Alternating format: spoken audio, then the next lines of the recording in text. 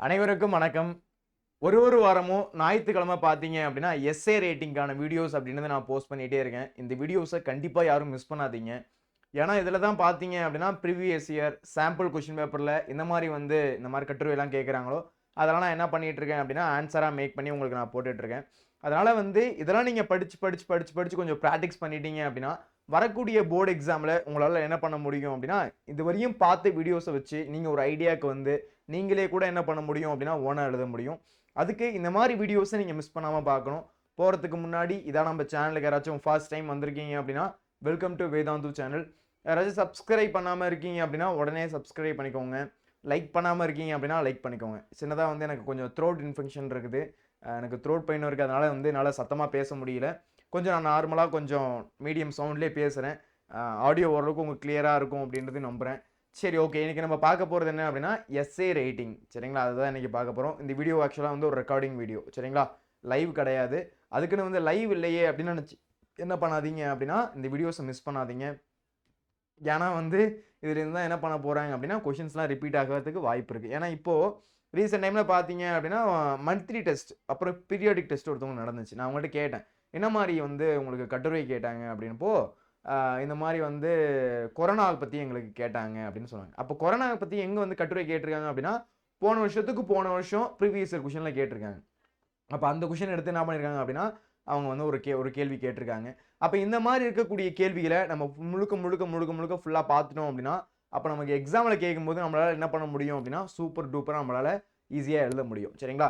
புதுசா ஒண்ணு கேட்குறாங்கன்னா கூட பிரச்சனை இல்ல. ஏன்னா நெறைய நீங்க கட்டுரை வீடியோஸ் பார்க்க உங்களால என்ன பண்ண முடியும் அப்படின்னா, ஈஸியாவே எழுத முடியும். சரிங்களா? சரி, ஓகே. இன்னைக்கான கிளாஸ்க்குள்ள போலாம். எஸ்ஸே ரேட்டிங் பார்த்தீங்க அப்படின்னா 6 மார்க் இருக்க போது. கட்டுரை ஆல்ரெடி உங்களுக்கு தெரிஞ்சதுதான். எல்லா வாரமும் கரெக்ட்டா வாட்ச் பண்ணுங்க. எந்த வீடியோவும் மிஸ் பண்ணாதீங்க. இதுன்ட்டு நான் உங்கள்ட்ட கேட்கக்கூடிய ஒரு ரிக்வெஸ்ட்டா கூட வச்சுக்கோங்க. சரிங்களா? அ அதனால ஞாயித்துக்கிழமை நான் ஒரு வாட்டி போஸ்ட் பண்ணக்கூடிய இந்த வீடியோஸ மிஸ் பண்ணாம பாருங்க. ஏன்னா இத நீங்க பிராக்டிஸ் பண்ணா தான் உங்களுக்கு அங்க போர்ட் எக்ஸாம்ல கட்டுரை சூப்பரா எழுத முடியும். சரிங்களா? சரி, ஓகே. போறதுக்கு முன்னாடி சப்ஸ்கிரைப் பண்ணாம இருக்கீங்க அப்படின்னா, உடனே சப்ஸ்கிரைப் பண்ணிக்கோங்க. ஏன்னா வரக்கூடிய போர்ட் எக்ஸாம் வரையும் உங்களுக்கு ஃபுல் அண்ட் ஃபுல் உங்களுக்கு சப்போர்ட் பண்ண போறோம். வெறுமனேயே தமிழ் மட்டும் இல்லாம இங்கிலீஷ், மேத்ஸ், சயன்ஸ், சோசியல்னு ஃபுல் அண்ட் ஃபுல் உங்களுக்கு சப்போர்ட் பண்ண போறோம். அதுக்கு நீங்க பண்ணியிருக்க வேண்டிய முதல் விஷயம் என்ன அப்படின்னா, சப்ஸ்கிரைப். சப்ஸ்கிரைப் பண்ணியிருந்தீங்க அப்படின்னா தான் போடக்கூடிய வீடியோஸ் டக்கு டக்கு டக்குன்னு உங்களுக்கு நோட்டிஃபிகேஷனா வரும். அதன் மூலியமாவும் நீங்களும் என்ன பண்ண முடியும் அப்படின்னா, பயனடைய முடியும். அதுக்கு நீங்க பண்ணியிருக்க வேண்டியது சப்ஸ்கிரைப் பண்ணி வச்சுக்கோங்க. பக்கத்துல பெல் ஐகான் இருக்கும். சப்ஸ்கிரைப் பண்ணிட்டு பக்கத்துல ஒரு பெல் ஐகான் இருக்கும். அதையும் எனேபிள் பண்ணி வச்சுக்கோங்க. அப்பதான் போடக்கூடிய வீடியோஸும் டக்கு டக்குன்னு வரும். சரிங்களா? சரி, ஓகே. அடுத்து நம்மளுடைய ஆஃப்லைன் சென்டர். இப்போ நீங்க என்னதான் இருந்தாலும் 10th படிச்சுட்டு இருந்தாலும் 11th, 12th படிக்கும்போது ஜேஇ அண்ட் நீட் ப்ரிப்பேர் பண்ணி நீங்க ஜேஇ எக்ஸாம் அல்லது நீட் எக்ஸாமை ஃபர்ஸ்ட் அட்டெம்ப்ட்லேயே கிராக் பண்ணணும் அப்படின்றத கேட்டுக்கிறேன். இந்த மாதிரி நிறைய பசங்க நம்ம தமிழ்நாட்டை சேர்ந்த பசங்களும் பார்த்தீங்க அப்படின்னா ஜேஇ நீட்டில் நிறைய பேர் சாதிச்சிருக்காங்க. உங்களுக்கு லாஸ்ட்டாக அவங்களுடைய பிக்சர்ஸ் காமிக்கிறேன். உங்களுக்கு கொஞ்சம் மோட்டிவேஷனாக இருக்கும். ஓகே, பரவாயில்லையே, இந்த மாதிரி நம்மள மாதிரி இருந்து தான் படிச்சிருக்காங்களா அப்படின்றது தோணும். சரிங்களா? அப்போ அந்த மாதிரி பசங்க மாதிரி நம்மளும் என்ன பண்ணணும் அப்படின்னா 11th அண்ட் 12th படிக்கும் போதே கொஞ்சம் ட்ரை பண்ணி நல்ல ஸ்கோர், நல்ல ரேங்க்லாம் எடுக்கணும் அப்படின்றத நான் கேட்டுக்கிறேன். வீட்டில் ஒரு டாக்டர் இருக்காரு, இல்லை வீட்டில் ஒரு நல்ல ஒரு இன்ஜினியர், ஐஐடியில் படித்த ஒரு இன்ஜினியர் இருக்காரு, ஒரு நல்ல ஜாப்ல போய் பிளேஸ் ஆயிருக்கீங்க அப்படின்னா எப்படி இருக்கும்? உண்மையிலே ரொம்ப சந்தோஷமாக இருக்கும். அப்போ அதுக்காக இப்போலேருந்து ப்ரிப்பேர் பண்ணுறது அப்படின்றது நான் நல்ல ஒரு விஷயம் அப்படின்றத சொல்கிறேன். அடுத்து பாருங்க, அடுத்து ஆஃப்லைன் சென்டர் அப்படின்றது நம்மளுடைய வேதாந்தில் படிக்கலாம். நம்மளுடைய வேதாந்தில் டீச்சிங் எப்படி இருக்கும் அப்படின்னு உங்களுக்கே தெரியும். இந்தியாவில் இருக்கக்கூடிய டாப் டீச்சர்ஸ் தான் டீச் பண்ணுவாங்க. டவுட்லாம் நல்லா சப்போர்ட் பண்ணுவாங்க. டவுட்லாம் ஏதாச்சும் உங்களுக்கு வருது அப்படின்னா உடனே கிளியர் பண்ணி கொடுப்பாங்க. அதுக்கடுத்து ஏதாச்சும் அகாடமிக் மென்டார்ஸ் இருப்பாங்க. எப்படியும் வீட்டில் உனக்கு அக்கா, அண்ணன்லாம் இருக்காங்களோ, அதே மாதிரி பார்த்தீங்க அப்படின்னா அகாடமிக் மென்டார்ஸ் இருப்பாங்க. அகாடமிக் மென்டார்ஸ் என்ன பண்ணுவாங்க அப்படின்னா உனக்கு முழுக்க ஹெல்ப் பண்ணுவாங்க. ஃபுல்லாக எப்படி படிக்கணும், ஒரு ஸ்டடி பிளான் போட்டு கொடுக்குறது, அந்த மாதிரி எல்லா வேலையும் செஞ்சு கொடுப்பாங்க. அப்போ பார்த்தீங்க அப்படின்னா அண்ணாநகர், வேளச்சேரி, தாம்பரம், ஆவடி, போரூர், மதுரை, திருச்சி, கோயம்புத்தூர், பெரம்பூர், பெருங்குளத்தூர் இந்த இடத்துலலாம் பார்த்தீங்க அப்படின்னா நம்மளுடைய ஆஃப்லைன் சென்டர் இருக்குது. நம்மளுடைய ஆஃப்லைன் சென்டரில் ஜேஇக்கு நீட்டுக்கும் பார்த்தீங்க அப்படின்னா கிளாஸஸ் போய்கிட்டு இருக்குது. சரிங்களா? நம்மளுடைய வேதாந்தூல ஒரு தாரக மந்திரம் என்ன அப்படின்னா பர்சனல் அட்டென்ஷன். உன்னோட பர்சனல் அட்டென்ஷன் அப்படின்னு ரொம்ப அதிகமாக இருக்கும். எப்படியாச்சும் ஒன்று கொண்டு போயிட்டு நல்ல இடத்துல சேர்த்துடணும் அப்படின்ற மாதிரி பர்சனல் அட்டென்ஷன் அப்படின்றது ரொம்ப அதிகமாக இருக்கும். 100% கேரண்டீடு இம்ப்ரூவ்மெண்ட். கண்டிப்பாக உன்னுடைய ரேங்க் இம்ப்ரூவ் ஆகும் அப்படின்றதுக்கு இம்ப்ரூவ்மெண்ட் அப்படின்றது கொடுக்கப்படும். சரிங்களா? அதுக்கடுத்து கேரண்டி கொடுக்கப்படும். எப்படி சார் கேரண்டி கொடுப்பீங்க அப்படின்னா, ஏன்னா ப்ராசஸ் அந்த அளவுக்கு இருக்கும், கொடுக்கக்கூடிய டெஸ்ட் அந்த மாதிரி இருக்கும். நீங்கள் கரெக்டாக ஃபாலோ பண்ணீங்க அப்படின்னா உங்களுடைய ரேங்க் இம்ப்ரூவ் ஆகும். சரிங்களா? ஓகே. அதுக்கடுத்து இந்தியாவில் இருக்கக்கூடிய டாப் டீச்சர்ஸாக இருக்கட்டும், டவுட் சப்போர்ட்டாக இருக்கட்டும், அகாடமிக் மென்டாஸ், ஹைடெக்கான கிளாஸஸ், மாக் கிளிக்கர்ஸ், இந்த மாதிரி ஏகப்பட்ட விஷயம் அப்படின்றது நம்மளுடைய வேதாந்தோல இருக்குது. கண்டிப்பாக அதை வந்து நீங்கள் யூஸ் பண்ணிக்கோங்க, முன்னாடியே சொன்ன மாதிரி. அதுக்கடுத்து பார்த்தீங்க அப்படின்னா தற்போது ஜேஇ நீட் அண்ட் கிளாஸஸ் அப்படின்றது போய்கிட்டு இருக்கு. ஃபவுண்டேஷன் கிளாஸ் போகுது. ஃபவுண்டேஷனாக பேசிக்லேருந்து கற்று தருவாங்க. இப்போ நீங்கள் 10th படிக்கிறீங்க அப்படின்னா அந்த மாணவர்களுக்காக, 8th 9th 10th படிக்கக்கூடிய மாணவர்களுக்காக ஃபவுண்டேஷன் கோர்ஸ் அப்படின்றது போய்கிட்டு இருக்குது. அதுக்கடுத்து பார்த்தீங்க அப்படின்னா ஐவிசாட்னு ஒரு எக்ஸாம் இருக்குப்பா. இது பேர் என்ன அப்படின்னா ஸ்காலர்ஷிப் டெஸ்ட்னு சொல்லுவாங்க. இந்த ஒரு ஸ்காலர்ஷிப் டெஸ்ட் எதுக்கு சார் அப்படின்னு கேட்டேன் அப்படின்னா, இந்த ஒரு ஸ்காலர்ஷிப் டெஸ்ட் மூலயமா எவ்வளோ நீ நல்ல மார்க் எடுக்கிறியோ அதை பொறுத்து உன்னுடைய ஃபீஸ் குறையும். நல்லா இருக்கே, மார்க் நல்லா எடுத்த அப்படின்னா உன்னுடைய ஃபீஸ் கம்மியும். அதான் ஸ்காலர்ஷிப் டெஸ்ட். நல்லா இருக்குல்ல? அப்போ நல்லா வந்து ட்ரை பண்ணி நல்லா வந்து படிச்சுட்டு போய் எழுதி நல்ல மார்க் எடுக்கிற அப்படின்னா உன்னுடைய ஃபீஸும் கம்மியாகும். ஈஸியாக என்ன பண்ண முடியும் அப்படின்னா நம்மளுடைய வேதாந்தத்தில் உங்களால் படிக்க முடியும். சரிங்களா? ஓகே, அடுத்து நம்முடைய ஆஃப்லைன் சென்டர்ஸ், அதோடைய ஃபோன் நம்பர்ஸ் கொடுத்துருக்கோம். ஜஸ்ட் ஒரு வாட்டி நேரில் விசிட் பண்ணுங்கள். பிடிச்சிருக்கு அப்படின்ற பட்சத்தில் நீங்கள் ஜாயின் பண்ணிக்கலாம். சரிங்களா? சரி, ஓகே. இப்போ இந்த கட்டுரை அப்படின்றது எப்படி எழுதணும் அப்படின்றது நான் வரேன். இதை வந்து ஒரு வாரமும் நான் உங்களுக்கு இதை வந்து சொல்லிக்கிட்டே இருக்கேன். தலைப்புக்கு பார்த்தீங்க அப்படின்னா 1/2 மார்க்கு. தலைப்பு எழுதுனீங்கன்னா 1/2 மார்க்கு. ஒன்றும் இல்லை, 300 கொரோனா பற்றி அப்படின்னு கொரோனா, அவ்வளோதான். அதான் தலைப்பு. இந்த மாதிரி அதுக்கு ரெலவெண்ட்டாக இருக்க மாதிரி ஒரு தலைப்பு ஏதாச்சும் ஒரு தலைப்பு போடணும். சம்மந்தம் இல்லாமல் போட்டுறாதீங்க. சம்மந்தம் இல்லாமல் போட்டிங்க அப்படின்னா மார்க் கொடுக்க மாட்டாங்க. இப்போ நீங்கள் எழுதுறது வந்து கொரோனா பற்றி அப்படின்ட்டு நீங்கள் போயிட்டு வரதட்சணை கொடுமை அப்படின்னு தலைப்பு போட என்ன நினைப்பாங்க? ஏண்டா உனக்கு கேள்வி கேட்டிருக்குது கொரோனா, நீ என்ன எழுதி வச்சிருக்க, வரதட்சணை கொடுமைன்னு எழுதி வச்சிருக்க அப்படின்னு கேட்பாங்களா, கேட்க மாட்டாங்களா? அப்போ அந்த மாதிரி போயிட்டு நம்ம எழுதிடக்கூடாது. அப்போ கொரோனா சம்மந்தமாக ஒரு தலைப்பு. சரிங்களா? நீங்களாம் லெஜெண்ட்டு, நீங்களாம் வந்து வேற லெவலாக தலைப்புலாம் கொடுப்பீங்க, தெரியும் எனக்கு. அப்போ அந்த மாதிரி ஒரு தலைப்பு அப்படின்றது நீங்கள் கொடுத்துக்கணும். அதுக்கடுத்து முன்னுரையில் ஒரு முக்கியமான விஷயம் சொல்லிடுறேன். என்ன அப்படின்னா, நம்மளுடைய கட்டுரையை பொறுத்தளவுக்கு பார்த்தீங்க அப்படின்னா ஃபேக்சுவல் டேட்டா எதிர்பார்ப்பாங்க. என்ன சார் சொல்கிறீங்க, ஃபேக்சுவல் டேட்டாவா? அதெல்லாம் எனக்கு தெரியாது சார். ஒன்றும் பிரச்சனை இல்லடா. இப்போ நீ வந்து வெறுமனையாக தமிழ் சப்ஜெக்ட் மட்டும் படிக்கல, 5 சப்ஜெக்ட் படிக்கிற, கரெக்டாக? எனக்கு தெரிஞ்ச வரையும் சொல்கிறேன். அதுக்கடுத்து நீ வந்து ஐடி படிப்ப, அதுக்கடுத்து ஏஐ படிப்ப, இதெல்லாம் இருக்கும். அதெல்லாம் விடு. இப்போது பேசிக்காக நீங்கள் படிக்கும்போது தமிழ் படிக்கிறீங்க, இங்கிலீஷ் படிக்கிறீங்க, மேக்ஸு, எஸ்எஸ்டி, அப்புறம் சயின்ஸு. இது எல்லாத்துலேயுமே ஃபேக்சுவல் டேட்டா நீங்கள் படிச்சிருப்பீங்க. இது எல்லாத்துலையும் என்ன பண்ணியிருப்பீங்க? Factual data. இப்போது ஃபேக்சுவல் டேட்டா படிச்சிருக்கீங்க அப்படின்னா அதை கொண்டு வந்து இங்கே எழுதலாம். ஆனால் தமிழில் எழுதணும், அவ்வளோதான். கான்செப்ட் புரிஞ்சிருச்சு அப்படின்னா அந்த இருக்கக்கூடிய பாயிண்ட்ஸ் என்ன பண்ணணும் அப்படின்னா கொண்டு வந்து நீங்கள் தமிழில் எழுதணும், அவ்வளோதான். சூப்பராக என்ன பண்ணிடலாம் அப்படின்னா அந்த ஃபேக்சுவல் டேட்டாவை கொண்டு வந்துடலாம், அவ்வளோதான். இப்படி எழுதினீங்கனாலே போதும், சூப்பராக எடுக்க முடியும். அப்போது தலைப்பு எழுத போகிறீங்க, முன்னுரை எழுத போகிறீங்க, உட்தலைப்புடன் கூடிய பொருளுரை, அதுக்கு பார்த்தீங்க அப்படின்னா 4 மார்க்கு. உட்தலைப்புடன் கூடிய பொருளுரைக்கு 4 மார்க்கு, முடிவுரைக்கு 1/2 மார்க்கு, மேற்கோளுக்கு 1/2 மார்க். அப்போ டோட்டலாக நீங்கள் கவனிச்சிங்க அப்படின்னா டோட்டலாக 6 மார்க் கிடைக்கும். இதுக்கு ஒரு 1/2, இதுக்கு ஒரு 1/2, 1 மார்க்கு. இதுக்கு வந்து 4 மார்க்கு. அதுக்கடுத்து இதுக்கு வந்து பார்த்தீங்கன்னா 1 மார்க்கு. 4 1 5 5 1 6. சார் இப்போ ஒருத்தவனுக்கு டவுட் வரும், அப்போ வந்து குறிப்பிச்சட்டுக்கும் போட வேணாம்ல அப்படின்னு ஒருத்தவன் கேட்பான். குறிப்பிச்சட்டுக்கும் போடணும்.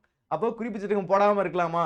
கண்டிப்பாக குறிப்பிச்சட்டுக்கும் போடணும். குறிப்பிச்சட்டுக்கும் இம்பார்ட்டன்டா, குறிப்பிச்சட்டுக்கும் போடாமலாம் நீங்கள் எழுதக்கூடாது. இந்த மாதிரி ஒரு கட்டம் போடுங்க. ஒன்றும் இல்லை, அந்த இடத்துல சப்டாபிக் அவங்களே கொடுத்துருவாங்க.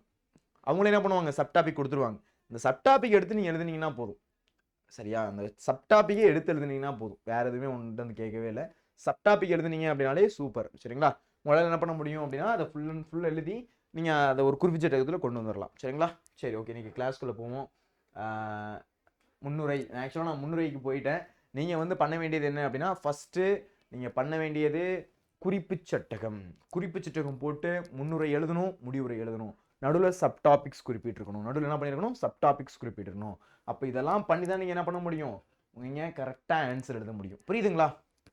நான் என்ன சொல்ல வரேன் அப்படின்றது புரியுதா? அப்போ ஃபஸ்ட்டு பார்த்தீங்க அப்படின்னா முன்னுரை, கடைசியில் பார்த்தீங்க அப்படின்னா முடிவுரை, நடுவில் சப்டாபிக்ஸ். முன்னுரை, முடிவுரை, சப்டாபிக்ஸ். புரியுதுங்களா? நான் சொல்ல வரக்கூடிய கருத்து உங்களுக்கு புரியுதா?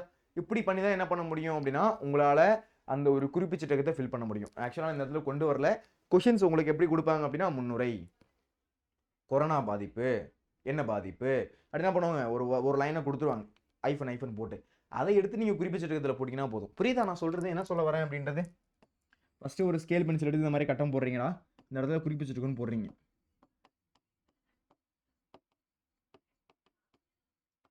குறிப்பிச்சிருக்கும் போடுறீங்க. ஃபஸ்ட்டு முன்னுரை, கடைசியில் முடிவுரை. புரியுதுங்களா? நடுவில் சப்டாபிக்ஸ். அவ்வளோதான். புரியுதுங்களா? இப்படி தான் நீங்கள் என்ன பண்ணணும் அப்படின்னா எழுதணும். சரிங்களா? சரி, ஓகே. இப்போ நம்ம முன்னுரைக்கு போயிடலாமா? 21ஆம் நூற்றாண்டில் மிகப்பெரிய சவால்களில் ஒன்று COVID-19. பெருந்தொற்று. அதாவது 2019 COVID-19 சொல்றாங்க. பேண்டமிக். சார்ஸ் என்ற வைரஸால் ஏற்படும் இந்த நோய் உலகம் முழுவதும் கோடிக்கணக்கான மக்களை பாதித்து லட்சக்கணக்கான உயிர்களை பறித்தது. உண்மையா சார்? ஆமாடா. ரொம்ப இருக்கிறதுலே ரொம்ப இக்கட்டான சூழ்நிலை. அந்த மாதிரி இருக்கக்கூடிய டைம்ல அப்பதான் நான் காலேஜ் எனக்கு அந்த முடிய போற டைம், அந்த நான் 3rd இயர் சம்திங் படிக்கக்கூடிய டைம். அப்பதான் எனக்கு அந்த டைம்ல பார்த்தேன் அப்படின்னா கொரோனா ரொம்ப அதிகமாயிடுச்சு. எல்லாமே ஆன்லைன்ல மாத்துனாங்க.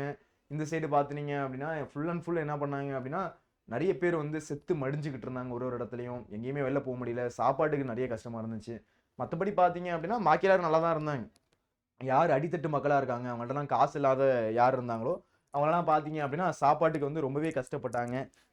ரொம்பவே ரொம்பவே கஷ்டப்பட்டாங்க. அதெல்லாம் நீங்க பார்த்துருந்தீங்க அப்படின்னா தெரியும். நீங்க இப்போ அந்த டைம்ல பார்த்தீங்க அப்படின்னா ஸ்கூல் படிச்சிருப்பீங்க. ஒரே நிமிஷம். நீங்க அந்த டைம்ல பார்த்தீங்க அப்படின்னா ஸ்கூல் படிச்சிருப்பீங்க. கரெக்டா? அந்த டைம்ல ஸ்கூல் படிச்சுட்டு இருப்பீங்க. என்ன ஸ்டாண்டர்ட் படிச்சிருப்பீங்க இப்போ அப்படின்றத கமெண்ட்ல சொல்லுங்க. அப்போ 2019 அந்த 21ஆம் நூற்றாண்டுல மிகப்பெரிய சவால்ல ஒன்றா இருந்தது இது அப்படின்னா அது COVID-19 சார்ஸ்-கோவ் அப்படின்னு சொல்லக்கூடிய வைரஸால் ஏற்படக்கூடிய இந்த நோய் உலகம் முழுவதும் கோடிக்கணக்கான மக்களை பாதித்து லட்சக்கணக்கான உயிர்களை பறித்தது. ஆமா, இது வெறுமனே இந்தியாவில் மட்டும்தான் கிடையாது, உலகம் ஃபுல்லா பார்த்தீங்க அப்படின்னா ஃபுல் அண்ட் ஃபுல் என்ன நினைச்சு நிறைய மக்கள் இறந்தாங்க.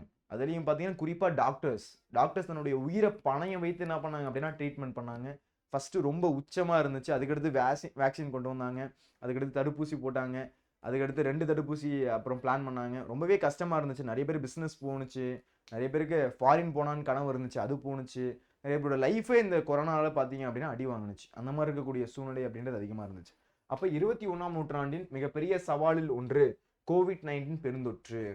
சார்ஸ்-கோவ் என்ற வைரஸால் ஏற்படும் இந்த நோய் உலகம் முழுவதும் கோடிக்கணக்கான மக்களை பாதித்து லட்சக்கணக்கான உயிர்களை பறித்தது. ஆக்சுவலாக எனக்கு கொஞ்சம் த்ரோட் பெயின் இருக்கிறதுனால சத்தமாக பேச முடியல. நார்மலாக பேசுகிறேன். இந்த ஒரு கிளாஸை மட்டும் கொஞ்சம் அட்ஜஸ்ட் பண்ணிக்கோங்க. அடுத்தது கொஞ்சம் சரியானதுக்கப்புறம் நான் நார்மலாக கத்தி பேசுகிற மாதிரி பேசிடுறேன். சரிங்களா? சரி, ஓகே. அடுத்து சமூக பொருளாதார மற்றும் தனிப்பட்ட வாழ்வில் பெரும் தாக்கத்தை ஏற்படுத்திய இந்த வைரஸ் மனித குலத்திற்கு பல புதிய பாடங்களை கற்றுக் கொடுத்தது. அப்போ சமூக பொருளாதார மற்றும் தனிப்பட்ட வாழ்வு, சமூகத்திலையும் சரி இல்லை பொருளாதாரத்திலையும் சரி மற்றும் தனிப்பட்ட வாழ்வுலையும் சரி தாக்கத்தை ஏற்படுத்திய இந்த வைரஸ் அது சமூகத்திலேயே ஒரு தாக்கத்தை ஏற்படுத்தினுச்சு. அப்போலாம் பார்த்தீங்க அப்படின்னா வீட்டை விட்டே வெளில வர முடியாது. ஃபுல்லாக எல்லா இடத்துலையும் போலீஸ், ஃபுல்லாக மாஸ்க் போட்டிருக்கணும். அதுலேயும் ஃபுல்லாக மாஸ்க்கை போட்டு வர சுற்றுறோம். அந்த மாஸ்க்கை வேற போட்டோம் அப்படின்னா மூச்சே விட முடியாது. ஆனால் வேறு வழி கிடையாது. எங்கள் வீட்டிலலாம் நான் வெளில போயிட்டு வந்தேன் அப்படின்னா எங்கள் அம்மா மஞ்சள் தண்ணி எடுத்து எனக்கு குளிப்பாட்டி விடுவாங்க. டேய், இந்த மாதிரி வெளில போவாதுன்னு சொன்னேனடா, கடைசியில் வெளில கடைக்கு தான் போயிட்டு வந்திருப்பேன். அது மாதிரி ஊரில் எல்லா கடையும் ஓப்பன் பண்ண மாட்டாங்க, டைமிங் இருக்கும். அந்த டைமிங்கில் பார்த்தீங்க அப்படின்னா இந்த மாதிரி மளிகை பொருட்கள் இருக்கக்கூடிய கடை மட்டும் ஓப்பனில் இருக்கும். அந்த கடைக்கு போயிட்டு வந்தால் கூட எங்கள் அம்மா என்ன பண்ணுவாங்க அப்படின்னா ஒரு வாளியில் மஞ்சள் பொடிலாம் போட்டு கரைச்சி வச்சு எடுத்து என்ன பண்ணுவாங்கன்னா பைக்கில் எடுத்து ஊற்றுறது, அதுக்கு எடுத்து குளிச்சுட்டு அந்த டைம்லாம் இல்லாத அழிச்சாட்டியம் பண்ணாங்க. என்னன்னா வெளில போயிட்டு வந்தால் என் ஃபோனு, பஸ்ஸு, சாவி எல்லாத்தையும் வெயில் எடுத்து வைக்கணும். இதெல்லாம் கொடுமையாக இருக்கும். வெயில் எடுத்து வைக்கணும். அதுக்கு அடுத்து பார்த்தீங்க அப்படின்னா நம்ம போயிட்டு குளிக்கணும். குளிச்சுட்டு அந்த ட்ரெஸ்ஸை நினச்சி வெயில் நல்லா காயப்படணும். அதில் மஞ்சள் தண்ணி வச்சுருப்பாங்க. மஞ்சள் தண்ணி தான் எடுத்து ஃபஸ்ட்டு தலையில் ஊற்றணும். அப்போ இந்த மாதிரி இருக்கக்கூடிய நிறைய விஷயம் அப்படின்றது பண்ணாங்க. பயம், ஏதோ வீட்டில் வந்துட போதோ, யாருக்காச்சும் அஃபெக்ட் ஆகிடுமோ அப்படின்றது பயம்.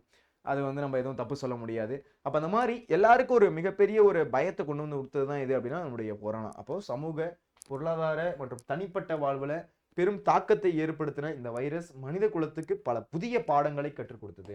இதுதான் பார்த்தீங்க அப்படின்னா மனுஷனுடைய மனித குலத்துக்கே பார்த்தீங்க அப்படின்னா ஒரு புதிய பாடத்தை கற்றுக் கொடுத்தது. அப்படி என்ன கற்றுக் கொடுத்துச்சு சார் அப்படின்னா இயற்கையை அழிக்கக்கூடாது, இயற்கையை நம்ம எதுவும் போய் சீண்டக்கூடாது அப்படின்றதான் முக்கியமான விஷயம். ஆக்சுவலாக எங்கேருந்து பரவணுச்சு அப்படின்னா சைனாலேருந்து.